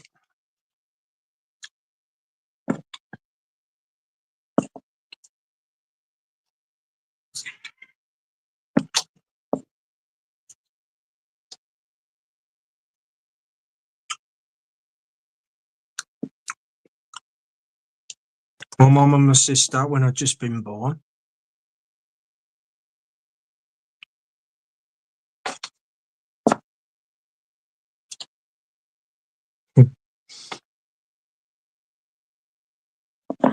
What else we got? Me talking to the little dog. Little what was the cat? What was her name now? Sheba, was it? Was it Sheba? What did it was? Sophie. Sorry, Sophie. Sheba. Where did you get that from? Sophie. Sophie the dog when she was a little pup.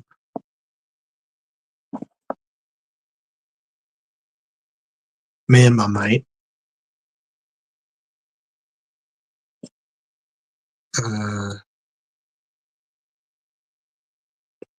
Yeah, again, that's my old family home where I grew up. It's me and my mum and my dad. Not sure where my brother is. Uh, what am I saying? If I'm a little fucking baby there, then my brother's not been fucking born, has he? Oh, he did.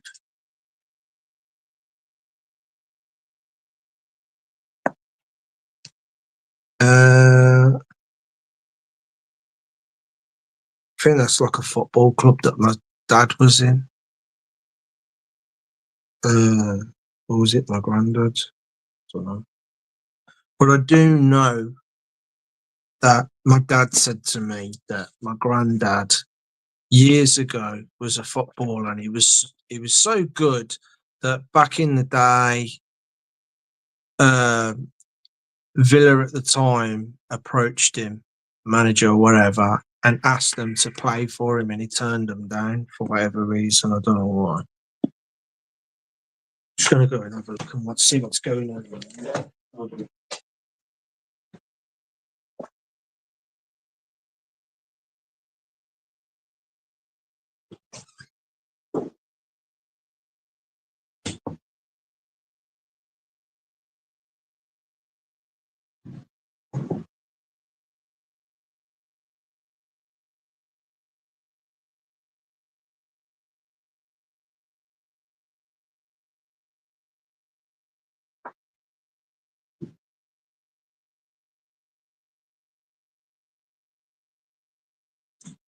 Probably was just I'll say.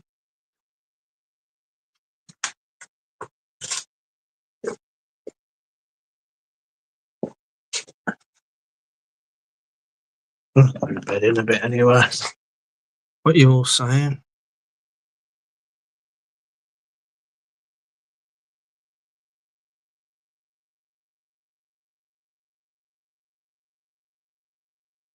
Jay, Charlie, Blackjack. I believe it. It mouse spray. Yeah.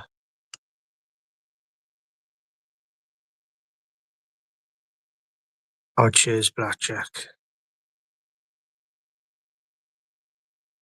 Rich is here. Well, okay, I think I'm on top of the messages for now. Bear with me.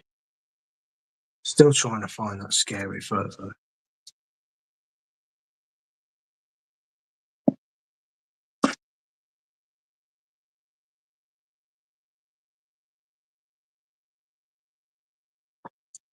I believe that's my nan, and I think that's my sister.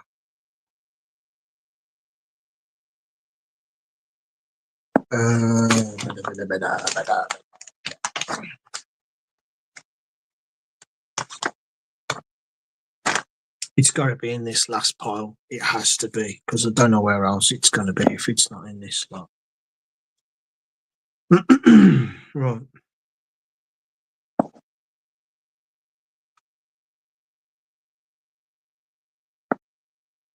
Loads of blurry photos that can turn out to.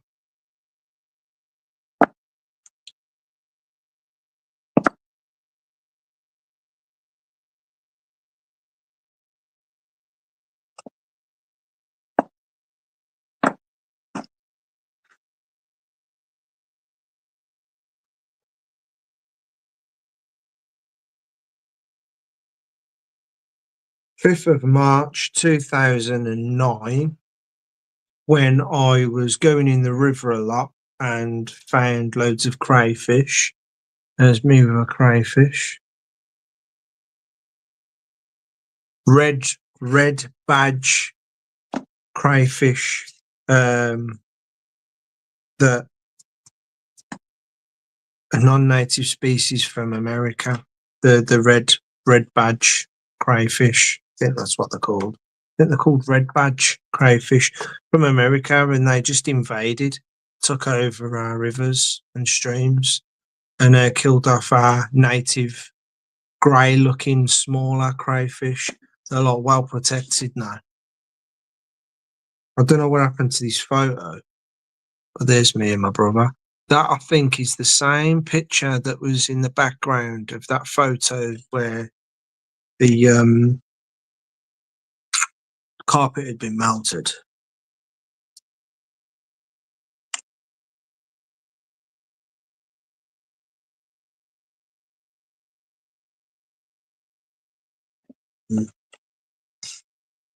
Megan as a baby. I love my eyes, man. Beautiful eyes there. Megan as a baby. Loads of baby photos. Don't know. Oh my fucking god. Ow! Just like that. This is the photo. This is the photo that my sister used to scare me with as a kid. That used to fucking scare the absolute fucking shit out of me every time my sister showed that.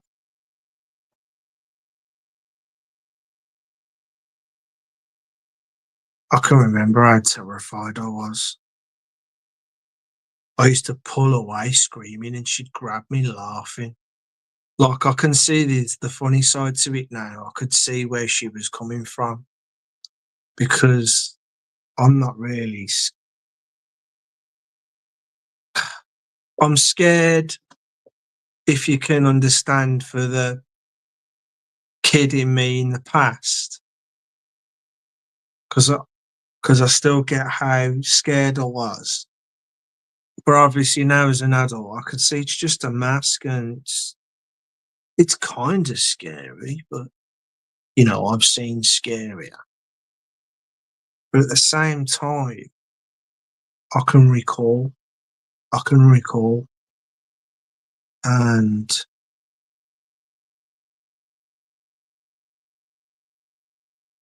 I was as scared as if, like, I don't know, a really fucking, like, shadow demon bastard came into the fucking room now, with jagged fucking teeth like an angel fish from the deep. You know, came right up to my face with big fucking staring eyes. Big fucking massive, you know. On that scale of being scared, man, I was like, fucking hell, get me out of here. There's my dad being funny from when must be like from the 70s or something, because he had flares on. That was the day. I'm pretty sure that was the day. That was the day I think I'd done a poo on the fucking sofa. That was the day, I'm sure of it. I think that was the day. Because you know what? You know what as well? Look, the fucking cushions moved. The cushions fucking moved. I think that was the day. That was the day. I don't remember much as a little baby, but I do remember that fucking day. Because I remember thinking to myself as a little baby, I'm fucked, man. I'm in fucking big trouble for doing that poo on the sofa. I didn't mean to, obviously. I don't remember doing it on purpose, but I just remember looking back at it and going, oh, shit.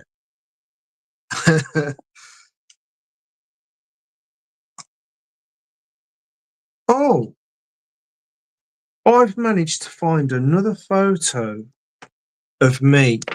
That's of me. I'm not exactly sure. I'm not exactly sure where my mom took me to. It was like some sort of like a function place where there was a Christmas party or something going on there. Maybe something to do with my mom's work or something. And she took me and my brother over there because there was a Santa's grotto there, right? And you could get a present off Father Christmas. And that was obviously my turn to go and see Father Christmas. This woman here who was like playing the part of an elf or like a Christmas Santa's helper, she would come and collect you and take you into the grotto and sit you on Father Christmas's knee. And then he would ask you obviously what you want for Christmas, and then you would tell him. And then you would just get a fucking random gift. And you can see by how fucking freaked out I am. I wasn't happy with. They put you in this really small room. I remember it being cold. And I just remember thinking to myself, sitting on this random guy's lap, who the fuck are you? And they're there trying to take that photo, asking me to fucking smile and say cheese. And I remember them going, smile and say cheese. And I remember thinking to myself as a little kid, how the fuck am I supposed to say cheese when you want me to smile? So I remember going, cheese, like that. It was really weird. I remember the present that they give me, though, was like a remote control, you know, Beetle cars. It was a remote control, yellow, bus wanker yellow, remote control fucking Beetle. Don't know what happened to that, actually. I must have fucking just smashed it. Another rave photo of me taking the picture of the back of people's heads. Pointless. Yet again, another picture of me at a rave taking a picture, thinking that it's going to be a cool picture, but it's actually not. What actually did I take a picture of? Can't really see anything, can you? What else? My mum, way before I was born, I think. Gotta be, because of what she's wearing. I think my dad said to me they was at theme park or something and gone on the boats on the lake there. Something like that. The clothes that they wore then and the hairstyles and there's the other photo. Me in my dressing gown and slippers. As a little kid. Me in my first flat with my brother after my mum and dad splitting up. I must have been 19, 20, 21. I'm clearly stoned out my face and I'm just like done. But what I want to know is what is that on the side? I think it might be just a fucking finger blurring the thingy. Go smashed I am no man. I look Chinese. Me at the age of 11 years old in my tracksuit. And tracksuits are all the fucking rage. I remember that football. It had Mickey Mouse, Pluto, and Goofy on it. That ball did. I loved that fucking football. Jesus Christ, I remember that fucking football. Man, it don't have to take me fucking back, this does. My God. I do, man. I remember that fucking football. Wow. Again, when I said I was, we went to Ibiza. On the night times, my mum and dad would go out and I'd walk the footpath for a good 10, 15 minutes down the road, sometimes longer. They'd paired up with another couple that they got on with at the hotel. They actually stayed in touch, and I remember them coming round to visit us sometime later on that year or the following year, and they brought their daughter over, and we ended up playing in the back garden on the swing and all that. It was the one and only time they came over to visit us. But yeah, they both used to come out the hotel, meet each other up, and we all used to walk down to some of the drinking places outside where you had all the tables and that outside. And my mum used to order herself a big bottle of fucking sangria. And my dad would order wherever he was ordering. Well, me and my brother and whoever other kids that we were hanging around with at the time from the hotel or we got acquainted with, just running around the tables, chasing each other. There was a pool table, I remember, a bit down the side. And I remember asking my dad for a few pesetas so we can play a game of pool, and they'd give us the money just to get us out of the way so they could have their nice adult drink and chit chat round the table and be merry. And at the end of the one night, yeah, it had got so fucking late, and my dad had got, they're on holiday. He just got smashed and he was enjoying himself and everything. Me being a kid, I'm tired. I just want to go back to the hotel. My legs are, I'm too tired. I can't walk and all that. So my dad, all pissed out of his head and all that, he put me on his shoulders. Look how fucking tired and miserable I look. And look at my dad. He's like, way, woohoo! Look at his long hair, man. Oh my God. But look at me, man. Look how tired I am. Look how big it is. Oh my God. I remember that photo as well. I remember how fucking tired I was. I remember I did not want my dad to stop moving. I just wanted him to keep on walking and get to the hotel. I wanted my fucking bed. And then when my dad stopped momentarily for that photo, I remember thinking to myself, oh, for fuck's sake, come on. It's amazing, isn't it, what you remember?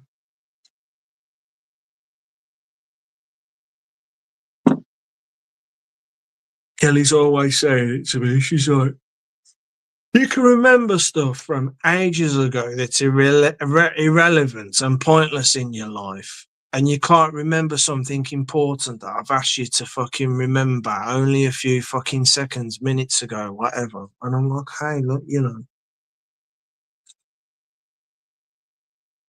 But you do, don't you?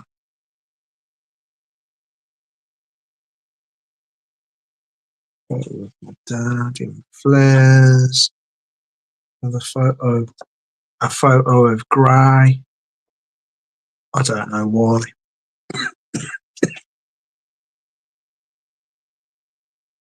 Okay, so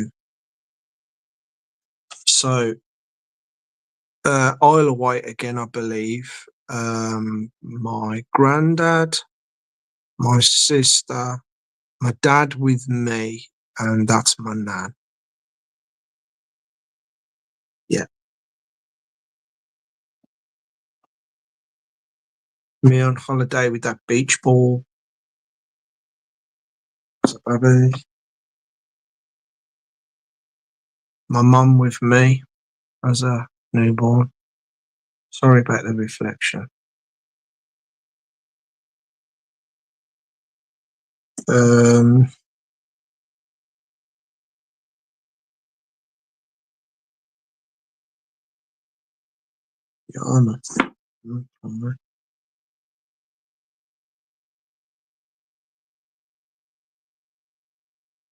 Dad back in the maybe 70s, 80s, early 80s, I guess.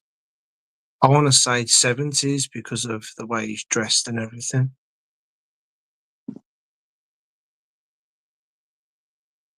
Another photo I took at Global Gathering, I think, or at a rave somewhere. I have no idea who those people are again. And that's it. There is a big photo in here of my brother, but I'm just not going to show it. I love my brother, of course, and everything. It's just I don't approve with what he's getting himself involved in just of late. And we do worry for him. We do worry for him. So that's that. It's getting late. Let's take a few more bubblegum minutes.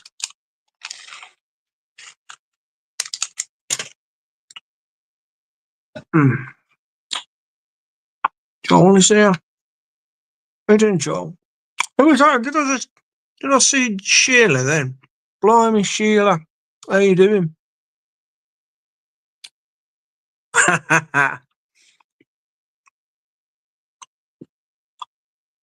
Oh, he's back here as well. I was going to ask Wally. Hoax is here as well. Yes, Hoax. Julie's here. Hey, Julie.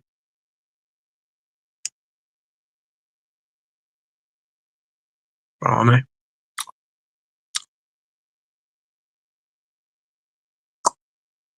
Thank you. Thank you, Blackjack.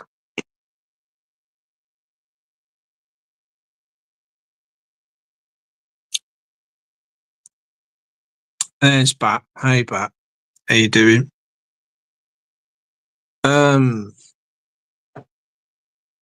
was kind of hoping to see Will. Is Will here? I don't think he is he? Yeah, because it's I've been busy in the garden anyway. That's why I didn't do any mix today. I was all for it as well. I was all for doing a mix and everything, but I just wanted to try my best with the time I had to get as many of them branches off the fucking shed roof as I possibly could. And the original plan that I said to Kelly was, we'll do what we got to do. We'll go to hers, fly to hers, print this fucking P60 off that I need for work. Because obviously, what's going on at work, if you don't already know, DHL, who I work for, they apparently lost the contract for whatever fucking reason. And so Siva are taking over. And I don't know the technicalities of it and all that. I don't understand why, when one business is going to take over the position of another, why information like background check, P60, clock details, and all that, and what have you, right? I don't understand why this company you used to work with can't go, there you go, imprint, jobs are good, and oh, we've got the information.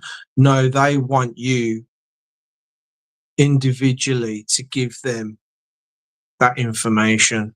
They can't transfer it over to the new business that's taking over. So I've had to get my birth certificate out, print off a P60 for them so that Siva can apparently see who they're employing and all that. And there you go. So that's why that's had to happen. So we flew over to fucking Kelly's.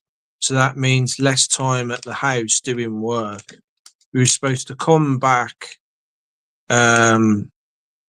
get back for around about 2 o'clock, and then have a few hours in the garden, and then, but it got late and I ended up staying out there longer than I did. Then Kelly was like, oh, come on, we got to get a move on. Because remember how you moaned at me last time, got to do a mix and everything. And I suddenly turned around and went, holy fucking shit, you know what? You're right. I do a mix on fucking Sundays. What time is it? And I knew by the time we was close to getting back to mine that there was going to be no time for me to do a mix and do a fucking chat. So I thought, well, even though I kind of could still fucking do a mix, I don't want to do one at 9 o'clock and then do a really fucking late chat, which I've ended up doing again any fucking way. So I just thought, fuck it, we'll have a quiet one and I'll just sit down and I'll have a chat with yous and just show you a few photos maybe and talk about that tornado that fucking Will reminded me of his live he did the other day. So there you go, basically. I've not really got much else to fucking say. Except that to make up for not doing a mix tonight, I am thinking of doing one tomorrow after work. Not certain, but I am thinking about doing one to make up for tonight. But what do you reckon I should do? Shall I do drum and bass and jungle? Shall I do breakbeat? Shall I do? Can't really do garage because all my garage has gone to Kelly's now, so I can't really put a garage mix together. There are a few fucking garage vinyls flying about still, but not enough to put an hour's mix together. So it's a case of, I suppose it's a case of, do you want me to do jungle, drum and bass, or do you want me to do breakbeat? What do you reckon? You know, I suppose I'll just see how I feel.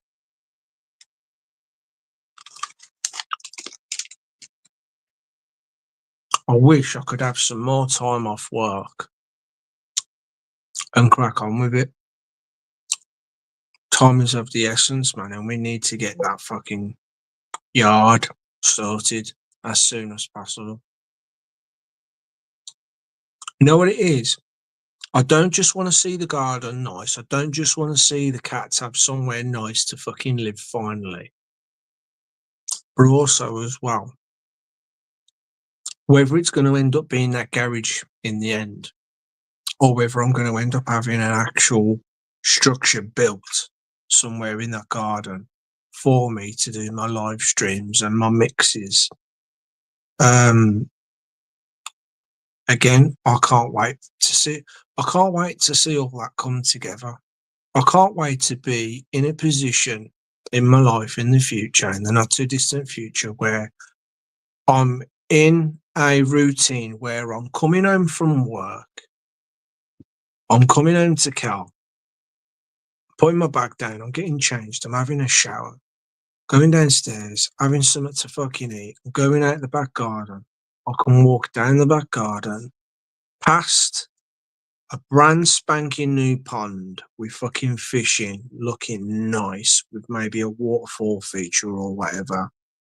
And then carry on down to the bottom of the garden where I can like show you guys, oh look, there's the cats all doing well in their individual pens. And then let's go over to the studio and I can prop my fucking camera up and it's like, let's go in, switch my decks on and that, fire them babies up, switch the mixer on, the amp and everything, get the fucking speakers pumping and let's fucking go in. I can't wait.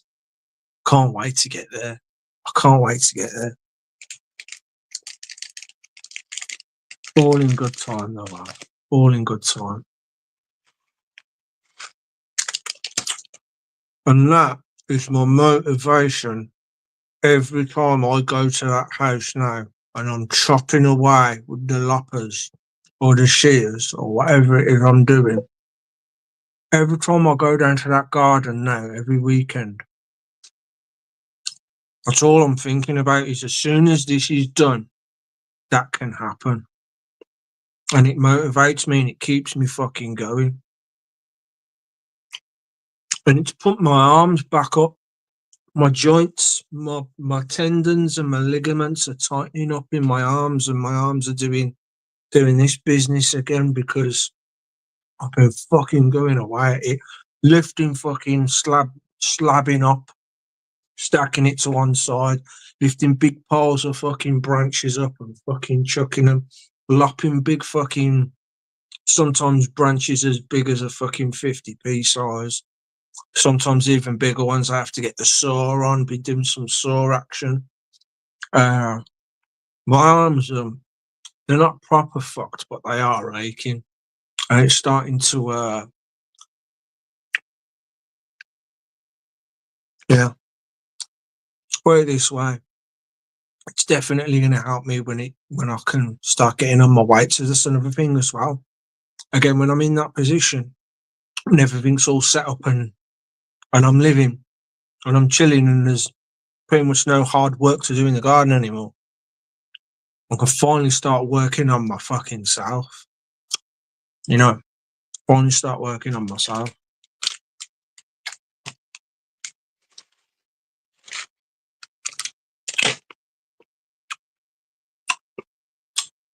In the meantime, though, this is acting as some really good exercise itself for me. But I still want to know why, even right now, since earlier in the year, when twice I got some sort of fucking chest infection shit going on. The first time I experienced it at the beginning of the year, was it the end of last year? Was it the end of last year? Into the beginning of this one. I can't even remember now. Was it the end of last year or did it all happen at the beginning of this year? But anyway, the first time I experienced it, do you remember when I felt ill and I got I remember having pain in my left lung and I didn't know what the fuck was going on. I couldn't understand what this pain was. Well, in the meantime, I kept on coughing up this fucking gunk out my throat. It was like slime. It was like clear slime. It's like I don't know, like frog spawn jelly. Like like when you need a drink and you take a long fucking drink of fucking cold water. And then the phlegm from that is like pretty much like clear, more or less, and it's just like slimy. And it was just like this clear fucking slime coming out.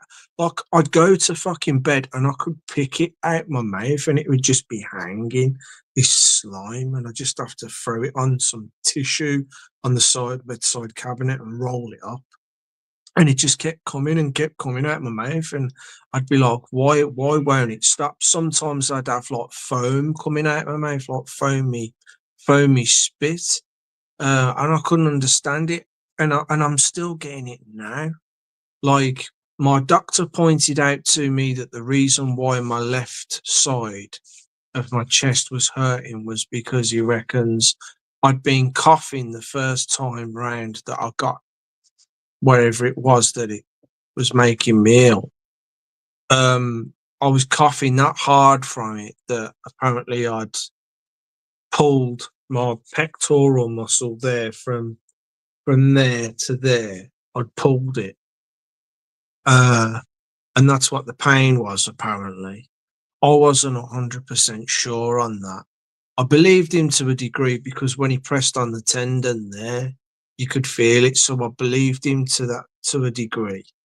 But I thought to myself, there's got to be something wrong inside as well.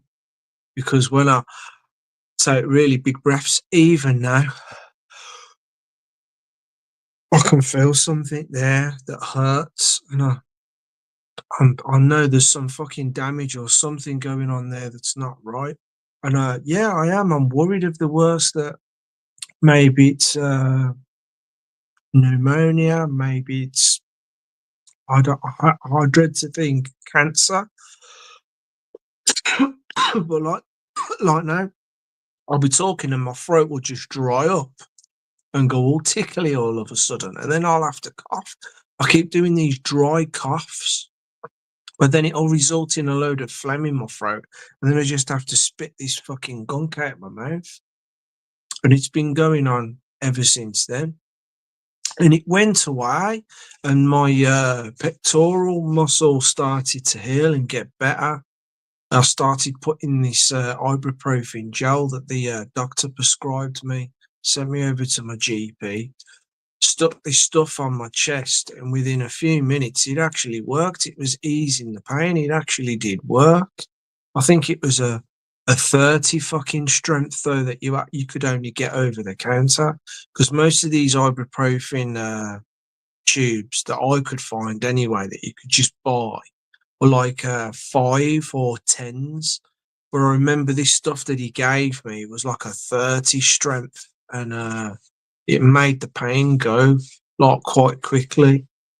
And it obviously helped heal it.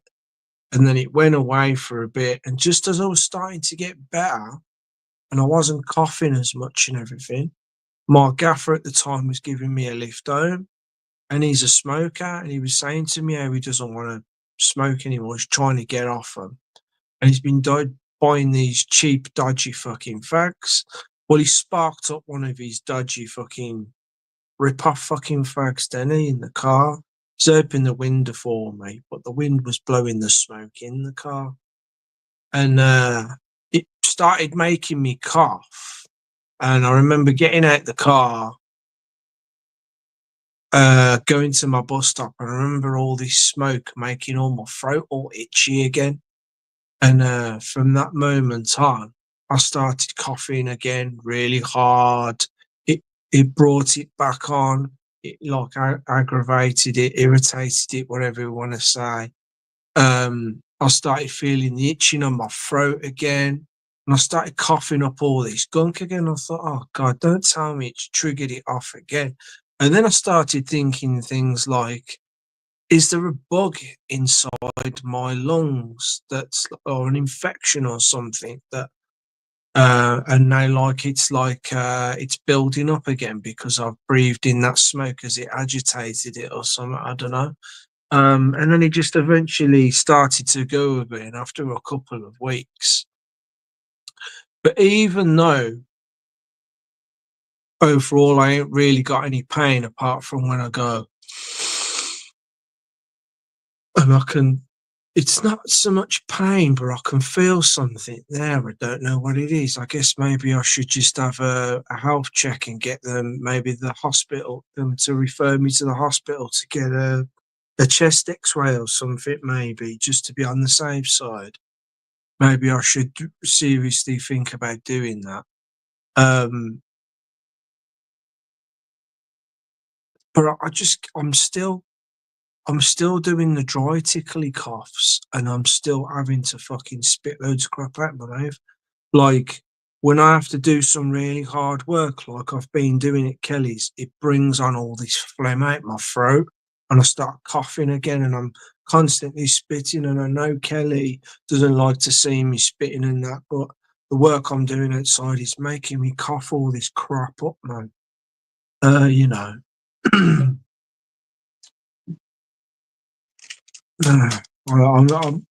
have to get myself down to the doctors anyway. So I'm looking for it. Trying to see if I can figure out why I'm still coughing all this crap up.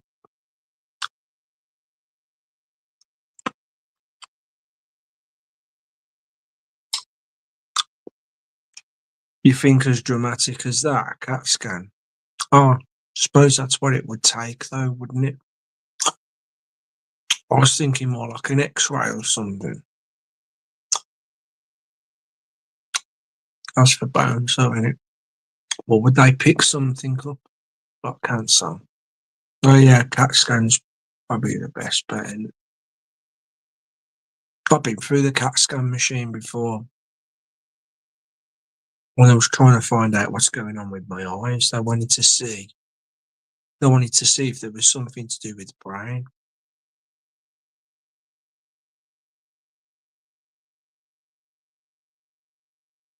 "15 minutes, I think it was. I was in that fucking machine for 15, 20 minutes. 15, 20 minutes of having something go over my eyes, earphones on to listen to the radio. And even though you got these earphones on listening to music, all you can hear either side of your head is boom, boom, boom, boom, boom, boom, boom, boom, nee, nee, nee, nee, nee, nee, nee, nee, dang, dang, dang, dang, dang, dang, dang, dang, ning, ning, ning, ning, ning, ning, ning, ning, bong, bong, bong, bong, bong, bong, bong. All these different weird fucking noises, man, for like 15, 20 fucking minutes, man. I was like, what the fuck? It's quite scary. It's quite scary because you got all that going on, and I can't help thinking to myself, there are rays going through my brain right now. A certain strength of radiation or whatever, or gamma rays or whatever kind of rays going through my fucking head right now. Potentially, even though they say they're safe, potentially somehow maybe doing some fucking damage to my fucking self right now. And all I can do is just sit here and hope it is going to be okay. Like, you know, it's quite scary though. And then I'm not really claustrophobic, but I can understand when you're in somewhere like that, in that enclosed tube, and it's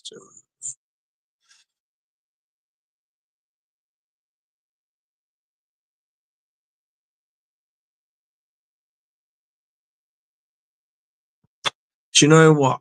Do you want to know something? Where was that now? That fucking see, Wally. Totally with you on that. Totally with you on that, Bob. Because I kept telling myself that, you know, Wally. I was like, it's the chemtrails, it's the fucking shit in the air. It's gotta be. But I kept looking at other fucking people to see how they were, and yeah, you're getting people coughing here and there, man, but like not on the magnitude that I've been fucking doing. And it hasn't gone fucking unnoticed. And I am gonna fucking address it. But I've noticed over the last couple of fucking years, maybe I'm getting paranoid, but I don't think so. Because of how often it's been happening. A lot of people at work and a lot of people in this area, some of which I don't even know from fucking Adam, have been fucking coughing around me as if to suggest that they either I've been doing a lot of coughing and not knowing that I'm doing so much coughing, and to take the piss out of me, they're doing that coughing just to take the piss out of me, or they're aware that something has been done to me and that's why they're coughing, because maybe they know that my health is at fucking risk. I don't know, mate. Again, maybe I'm just getting paranoid with this because I think outside the box and I go fucking beyond. I do.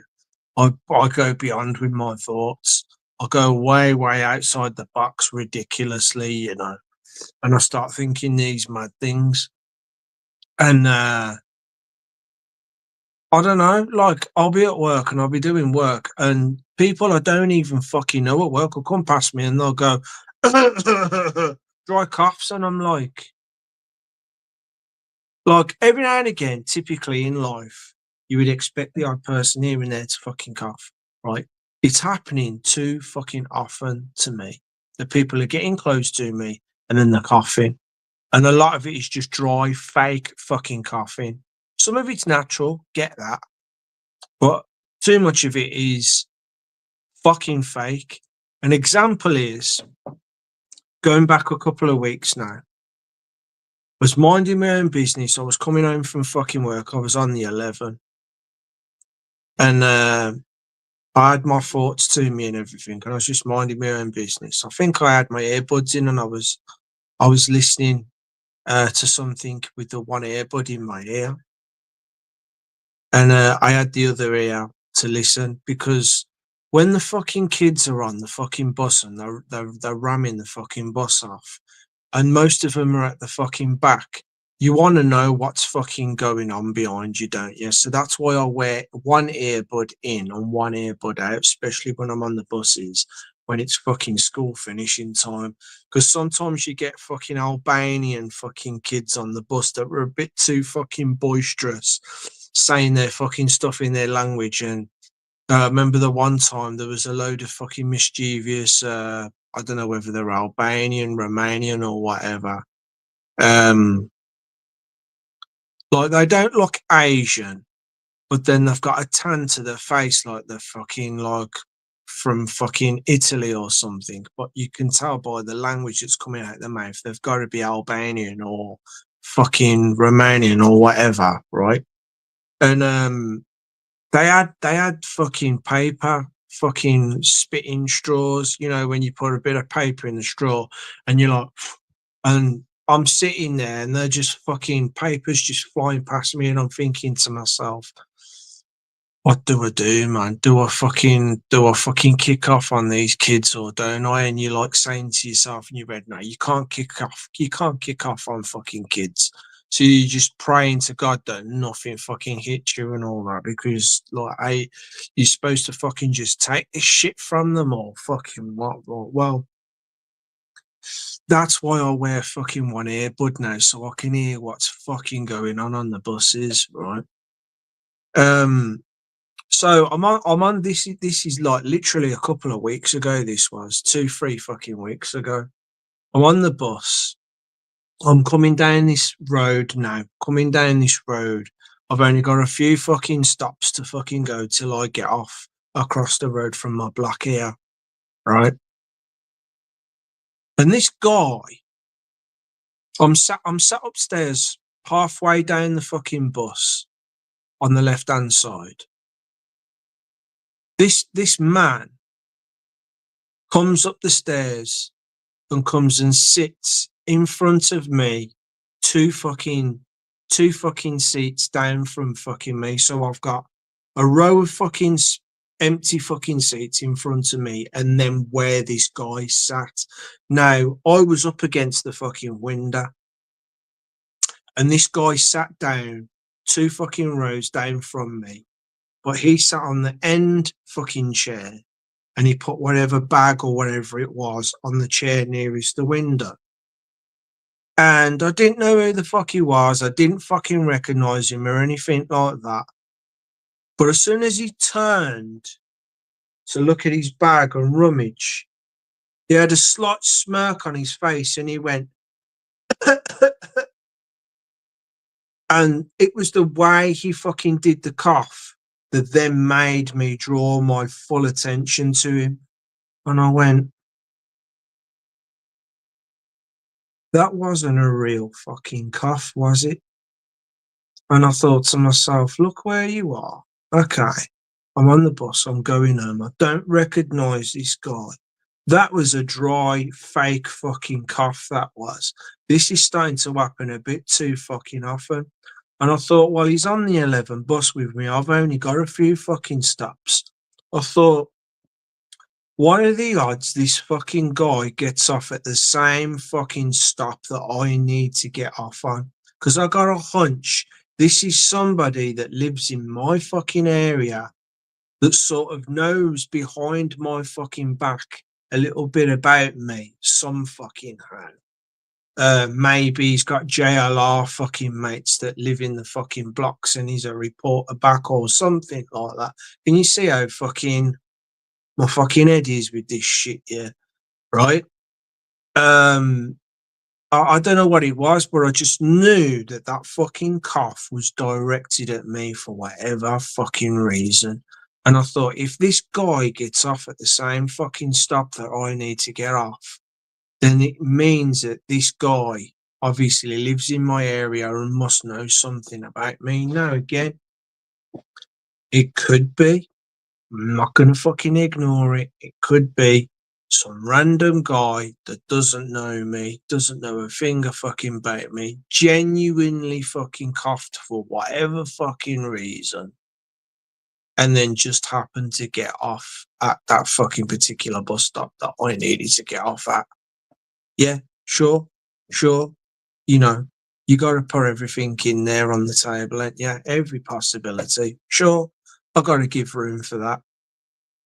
But I just thought, nah, it's the way he did it, the smirk on his face.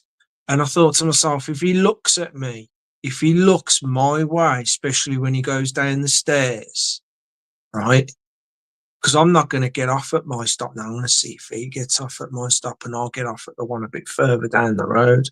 So if he looks at me during getting up or going down the stairs, I know he's directed that at me.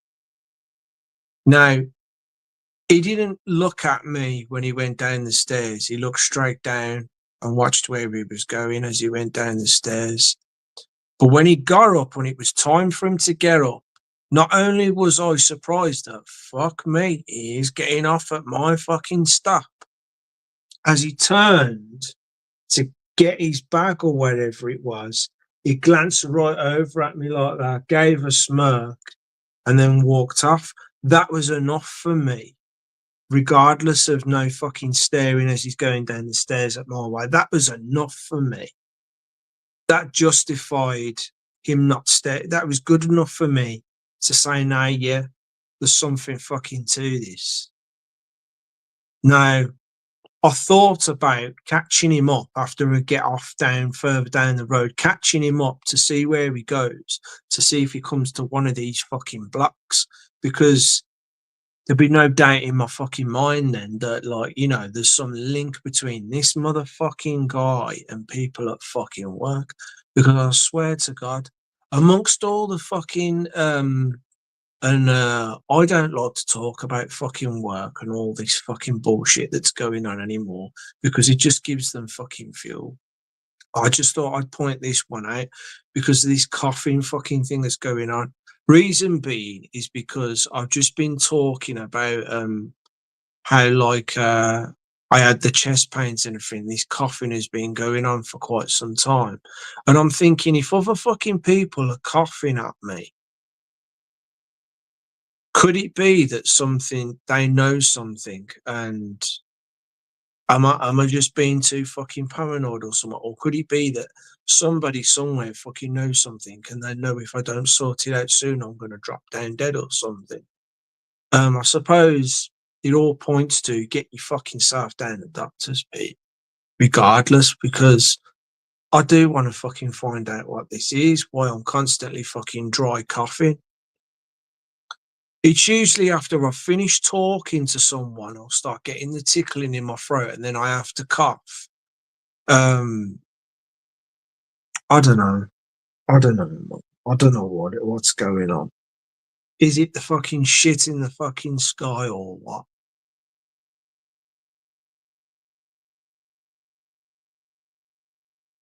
I'll tell you one thing though, that's for sure. And I mean, this is just a small fucking group of fucking people in the world that I have to fucking work around. And it just puts it into perspective for me that there are a lot of fucking cruel bastards out there, man. A lot of cruel fucking bastards. And it's sad at the same time to know that a lot of them uh, can't grasp what's really going on this fucking planet. They don't realize they're just living their lives and they don't realize the fuckery that are around and what this life thing is actually all a fucking about and all that. I'm still learning, of course, we all are. Um, but at least I'm more open minded than the average person, it would seem, that it appears I'm working around because it would seem 10 fucking dickheads to a decent minded, kind, considerate fucking person. And just in a place like that, you know what I mean? And it makes me fucking think, man, Jesus, when I go to that place and I'm amongst all them, the fuckery and the twattery that fucking goes on outweighs the good things, you know. I'd like to think, excuse me, that I can fully 100% enjoy my fucking job. They're the only ones that fucking ruin it for me. The only ones that ruin it for me. And it just happens again and again and again and again. And they don't care. They don't fucking care. They just think it's a bunch of, it's just fun to them. You know what I mean? And I'd like to think that some of the people that work around these fucking people uh, can actually fucking see them for the fucking child-minded fucking idiots that they actually fucking are, instead of fucking joining and jumping on the fucking bandwagon with them and just stooping to their fucking level, you know. We're all there to do a fucking job, and we should all just fucking get on with it, you know, and just leave fucking people the fuck alone, really. But of course, you know, that's the way fucking things are. That's the way certain fucking people want to be. So, you know.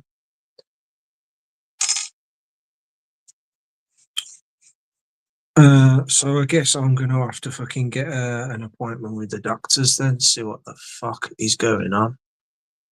Um, I suppose that is more important, isn't it, really?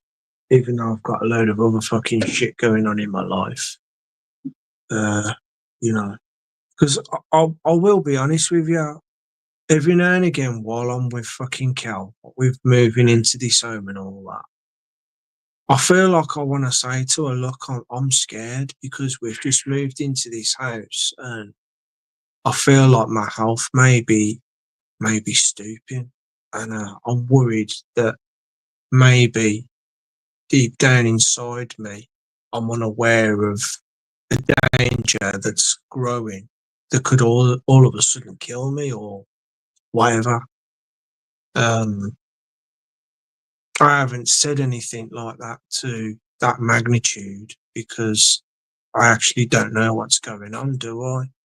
But yeah, I am gonna try and see if I can get myself an appointment with the doctors it's gonna obviously fucking mean taking a bit of time off from work to get said appointments.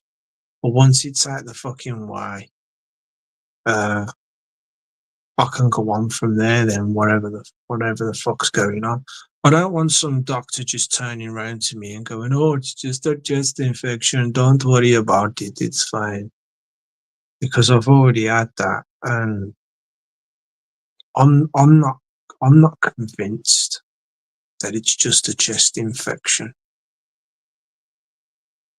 because this phlegm thing that's going on, it shouldn't be going on for this length of fucking time. I'm constantly coughing up this crap. And I've been wheezing a lot as well. I forgot to mention that. I'm wheezing a lot. I've never wheezed before.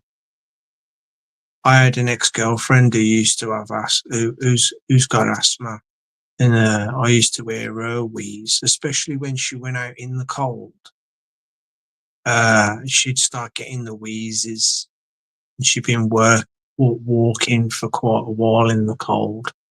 And it wasn't nice to hear the wheezing coming off her chest. I've started doing that myself now.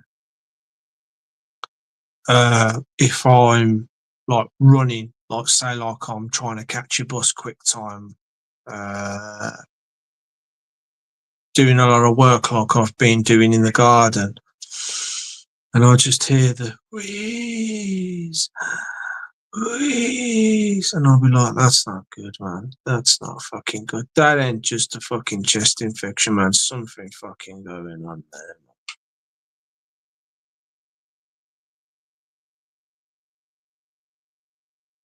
I'm gonna have to go though, because it's like fucking midnight gone, and I should be in bed.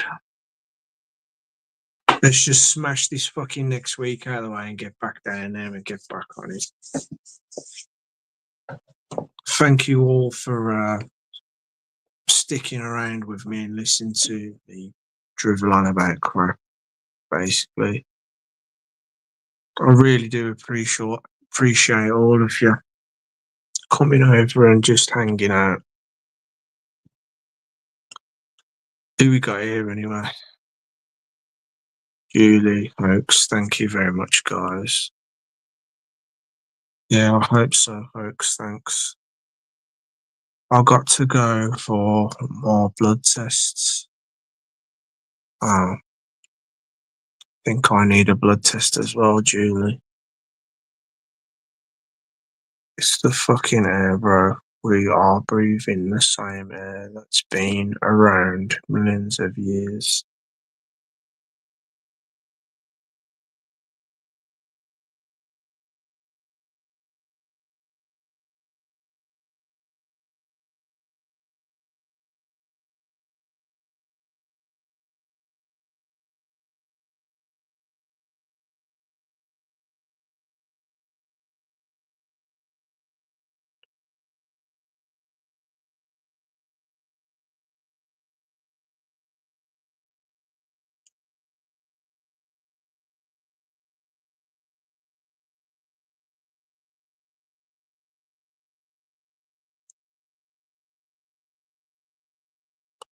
I know it is, Joel.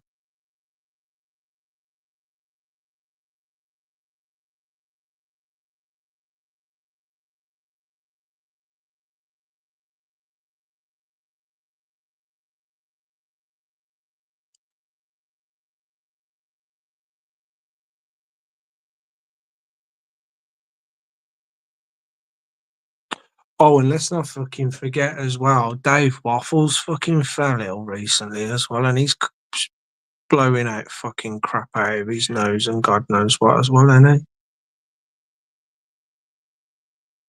Like, the way he's been describing how he's been feeling when he was still like feeling, when he felt really rough and he didn't do them streams for a bit, and then he came on and he was describing how he felt.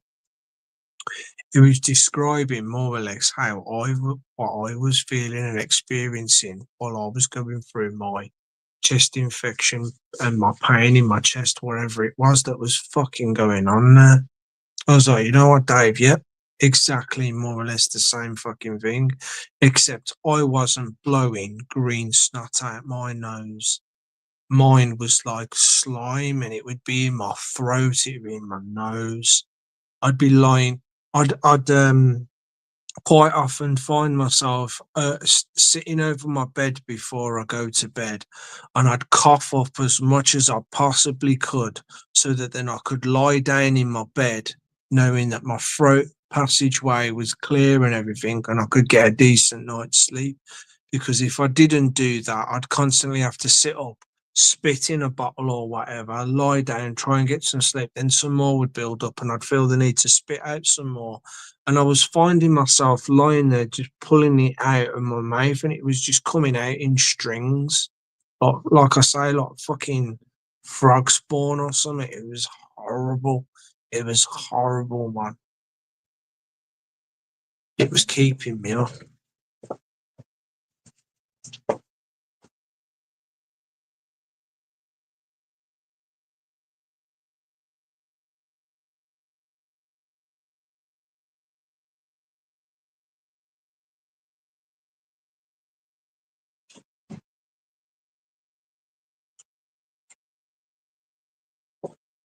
Really strange fucking planes flying around at the moment for some reason. I don't know why. At night time. Anyway. Now, I'd get in bed and I'd just feel it starting to come up in my throat. And I just cough and it'd be in my mouth, and I'd just strings of slime just hanging down. Throw it in the tissue or spit it in a bottle. It was nasty. Because if I didn't get it out of my throat, it'd just keep coming and just keep coming. I was losing sleep over it. I was. Because I was having to keep sitting up.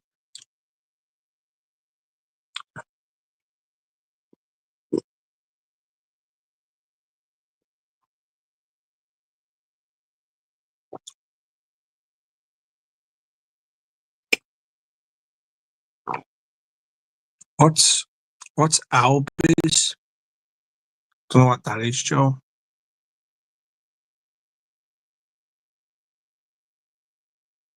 Oh yeah, for sure, Wally. I'm with you on that one. I'm with you on that one.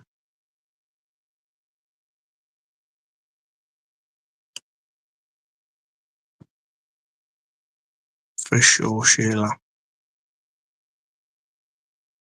I have one of them crystal lights that's behind you. Oh yeah, one of these. Yeah. Um,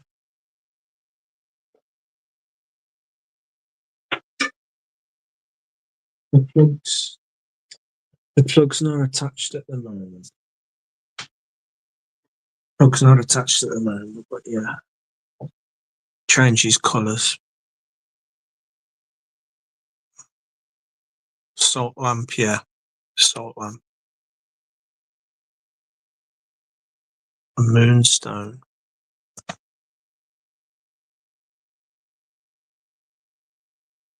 Don't make me taste it. I put my tongue on mine from time to time. Yeah, it is salty. Apparently, you're not supposed to though, because there's chemicals as well on them. I don't know.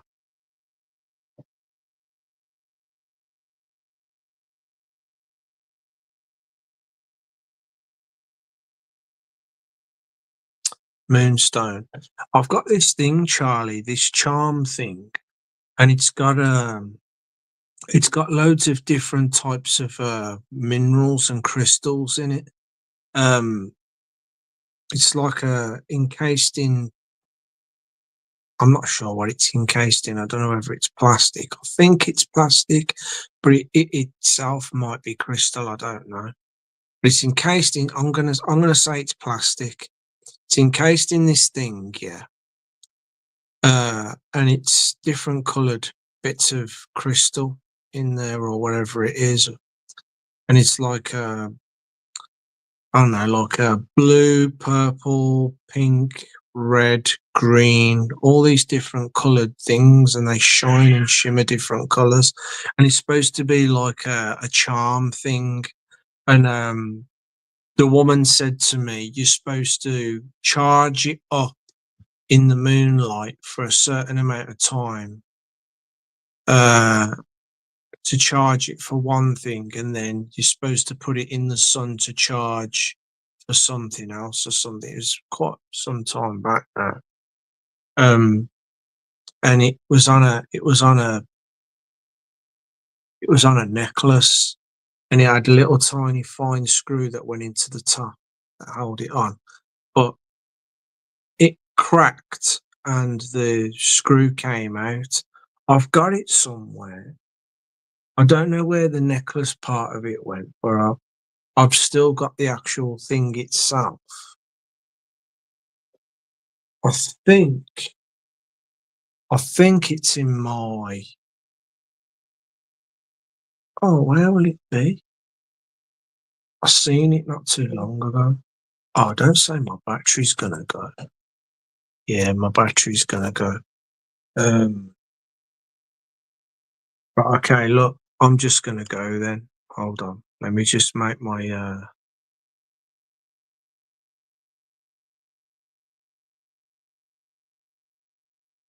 let's get that brighter. I must have like 5% or something like that. Yeah, I've got 5%. I need to go anyway, so yeah, I'm just gonna say thank you for all popping over. Maybe I'll do a mix tomorrow, maybe I won't. We'll see how I feel.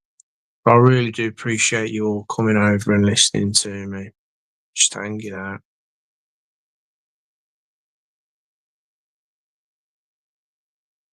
All you had to do was ask me, do you drink while talking? Yeah, I always have water next to me, but I don't always desire to drink it. I only drink, obviously, when I feel like I need to drink. I've got plenty of water down there. How many bottles have I got left? I've got 1, 2, 3, 4, 5, 6, 7, 8, 9. 9 bottles. Well, almost 10. I think there might be one in my bag as well, actually. But I've stocked up at the house with water. I've got some water stocked up at Kelly's house and water stocked up here. So no matter where it is that I'm staying at, I've definitely got my water. But it's still not fucking good, even in the plastic bottles. I know that. I prefer it in the glass vases. What's that water now? I'll show you. If I could afford to buy it in bulk, I'd buy it easily.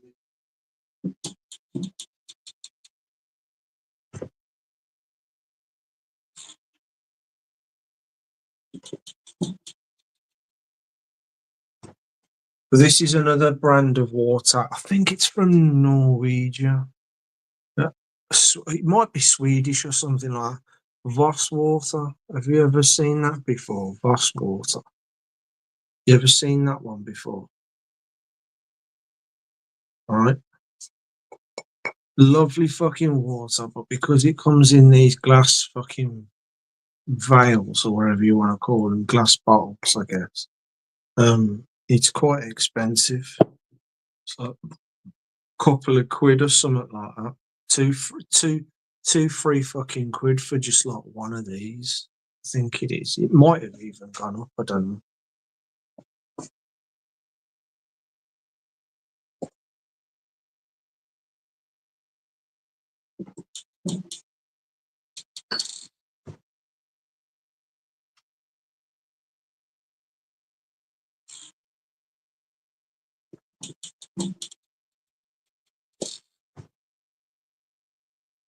Yeah, so I'm going, guys. Let me just try and catch up on these messages. Start drinking out of glass containers. Oh, there you go. Click when you're having a convo.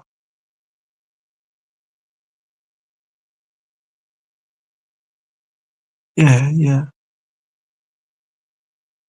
Maybe I'll try that then. Maybe I'll just try drinking more water, I guess.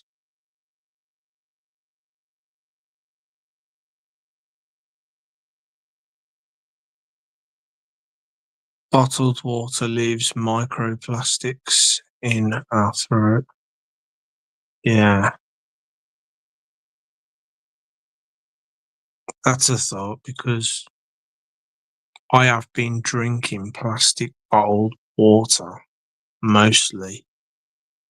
Um, ever since, because I knew there was shit in the water anyway. I knew there was like what is it called now?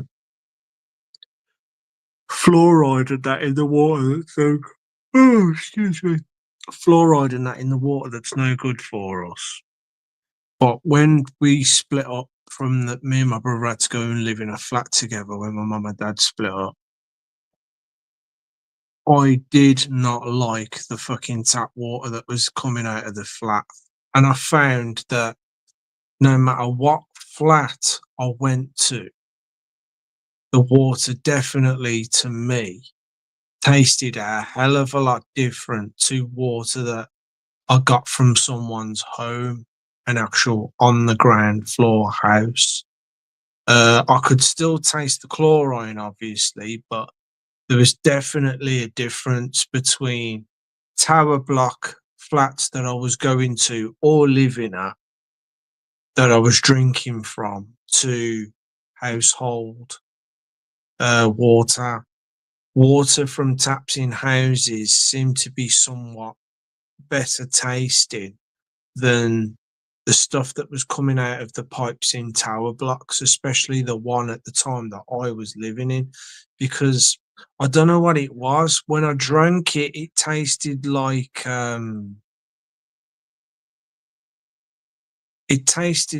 there was like I don't know, like a lead or what I guess paint might fucking taste like. I don't know. It had a really strange taste to it anyway. And not long after I'd drink it, my mouth would start to gam up and go all foamy and horrible. And I was just like, nah, there's something very nasty in the fucking water. Um, so from then on, I just decided to start drinking bottled water, and I took a real good liking to Volvic water. It was the freshest tasting water that was available at the time. I tried Evian from the French Alps, I think it's from, but I could I could definitely taste a distinct difference between Volvic water. This might even come from the same fucking place, maybe. I could definitely taste a distinctive difference between Volvic water and Evian. But Evian, for some reason, and I get this with a few fucking brands of mineral water, which is why I stay clear away from them, right? Right, so smart water, whatever smart about it, I don't know. Smart water, Saka. I don't know if you've heard of Saka before. So smart water, Saka, and especially Evian. For me, when I drink that, I start getting pinching pains in my fucking stomach, like bugs pinching the lining of my stomach. Hard to describe. But yeah, I get, especially with the Evon, as soon as I start drinking, it starts giving me bugs in my stomach. I get like these pinching pains in my stomach, and it just makes me like, oh, you know what I mean? I'm not too keen on the hard water tasting flavour it gives you in the mouth, either Evian. With Volvic tastes quite fresh to me. So that's why I tolerate Volvic because It tastes like I'm tasting water from a fresh fucking spring. I know it's going to be far from healthy as being from a spring after being in a fucking plastic bottle like this. But yeah, it tastes all right to me. I just wish that Volvic would do glass bottles. That's going to be expensive, those. Oh, I'm going to have to go, guys. I have to go. I'm going to have to go. Oh, let's try and see if I can race through this. Look.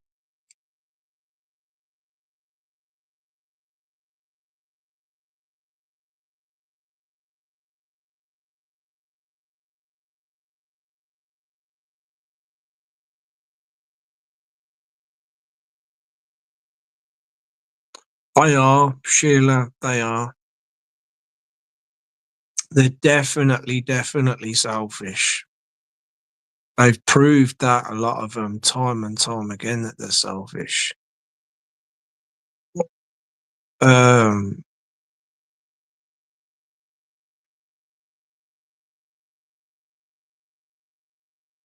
I am going to have my blood checked for metals, Charlie. I'm certainly going to do that. Try not to stress yourself too much. That can have a negative effect on your health. Why don't you worry? I'll be hopping and fucking skipping into work fucking tomorrow. I don't let these fuckers get me down anymore, man. I can't afford to. I've got no room for it anymore. I've got no room for it anymore. I just want to be happy, so that's what I choose to do. I block them out and I just get on with it, and it works.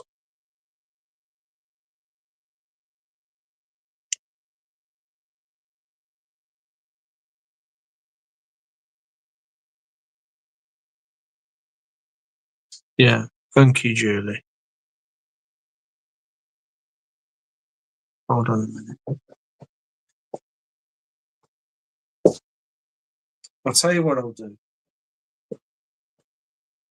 I'll just log off here. I'll just go, and then I'll go and sort out what's going on in there because I think there's like a little cat fight going on in there for some reason. Have a good night, you all, and we'll see you in the chats. Cheers. Yeah, I'll see you all later. All right, probably maybe see you tomorrow. For you, which is pretty much most of you that are the wafflers, I'll see you over at Dave's. Wafflers, I guess. Just look out for me around about 6. Look out for me around about fucking 6, because that's what time, if I am going to do it, I'm going to do a mix. But I don't know what I'm going to do yet. I don't know what music I'm going to go for. Probably end up being jungle and drum and bass, but we'll see.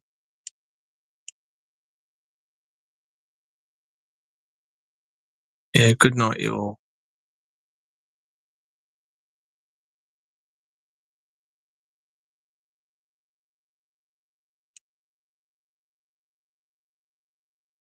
All right. Egg snots. Yep. Yep. That's it, Hoax. That's it. Exactly. Egg snots. That's it. That's what I was picking out my mouth. It was like literally like the egg yolk, the egg white dripping out like when you've cracked it and you still got the leftover fucking snotty bit. Yeah. It was like that. It was just coming out like runny, snotty slime out my mouth.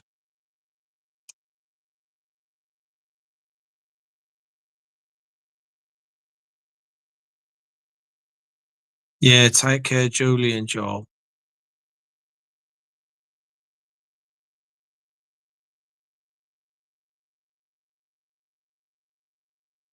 Thank you, Charlie.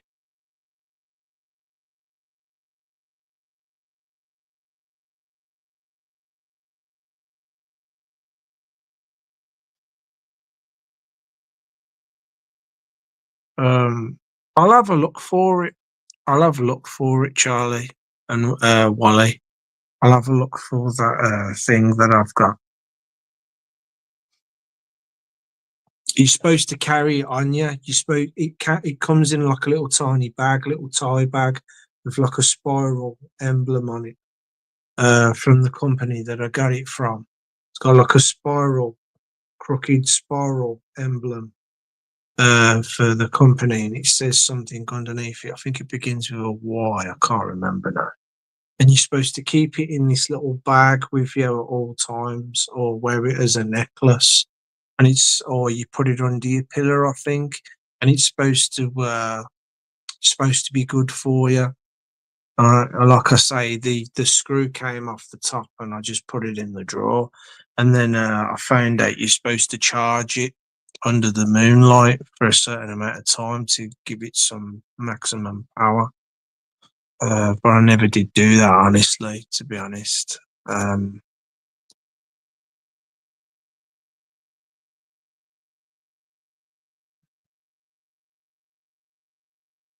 Yeah, thanks, Sheila.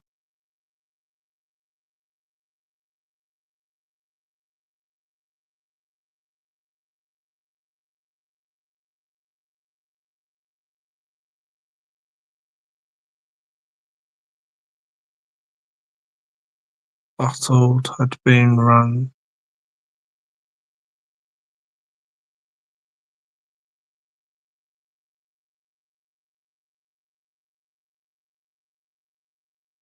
No way, Vince is here.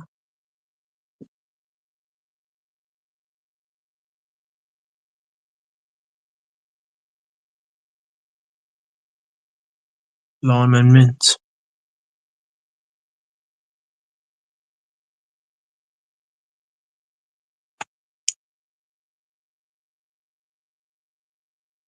Hey, maybe Vince knows what I'm on about when I talk about that tornado in London that happened a few years back during the pandemic. I'm gonna have a look for that footage again where you can fucking see the spiral forming in the sky and there's all rubbish going up towards it. I'll never forget it, man. I need to find it again, man. If I ever do find it again, yeah, I'm gonna fucking download that fucker. I think I'm gonna go to bed now and I'm gonna have a look for it, have a quick look for it before I fall asleep. Blah, blah, blah, blah. I'm never gonna catch up. Oh no, I have. Not Pete, God bless. Yeah, thank you all again. Sorry if Vinny's just come in. I'm going now. Yeah, good night. Thank you all. See you later. I'm going to get my head down now and see you tomorrow.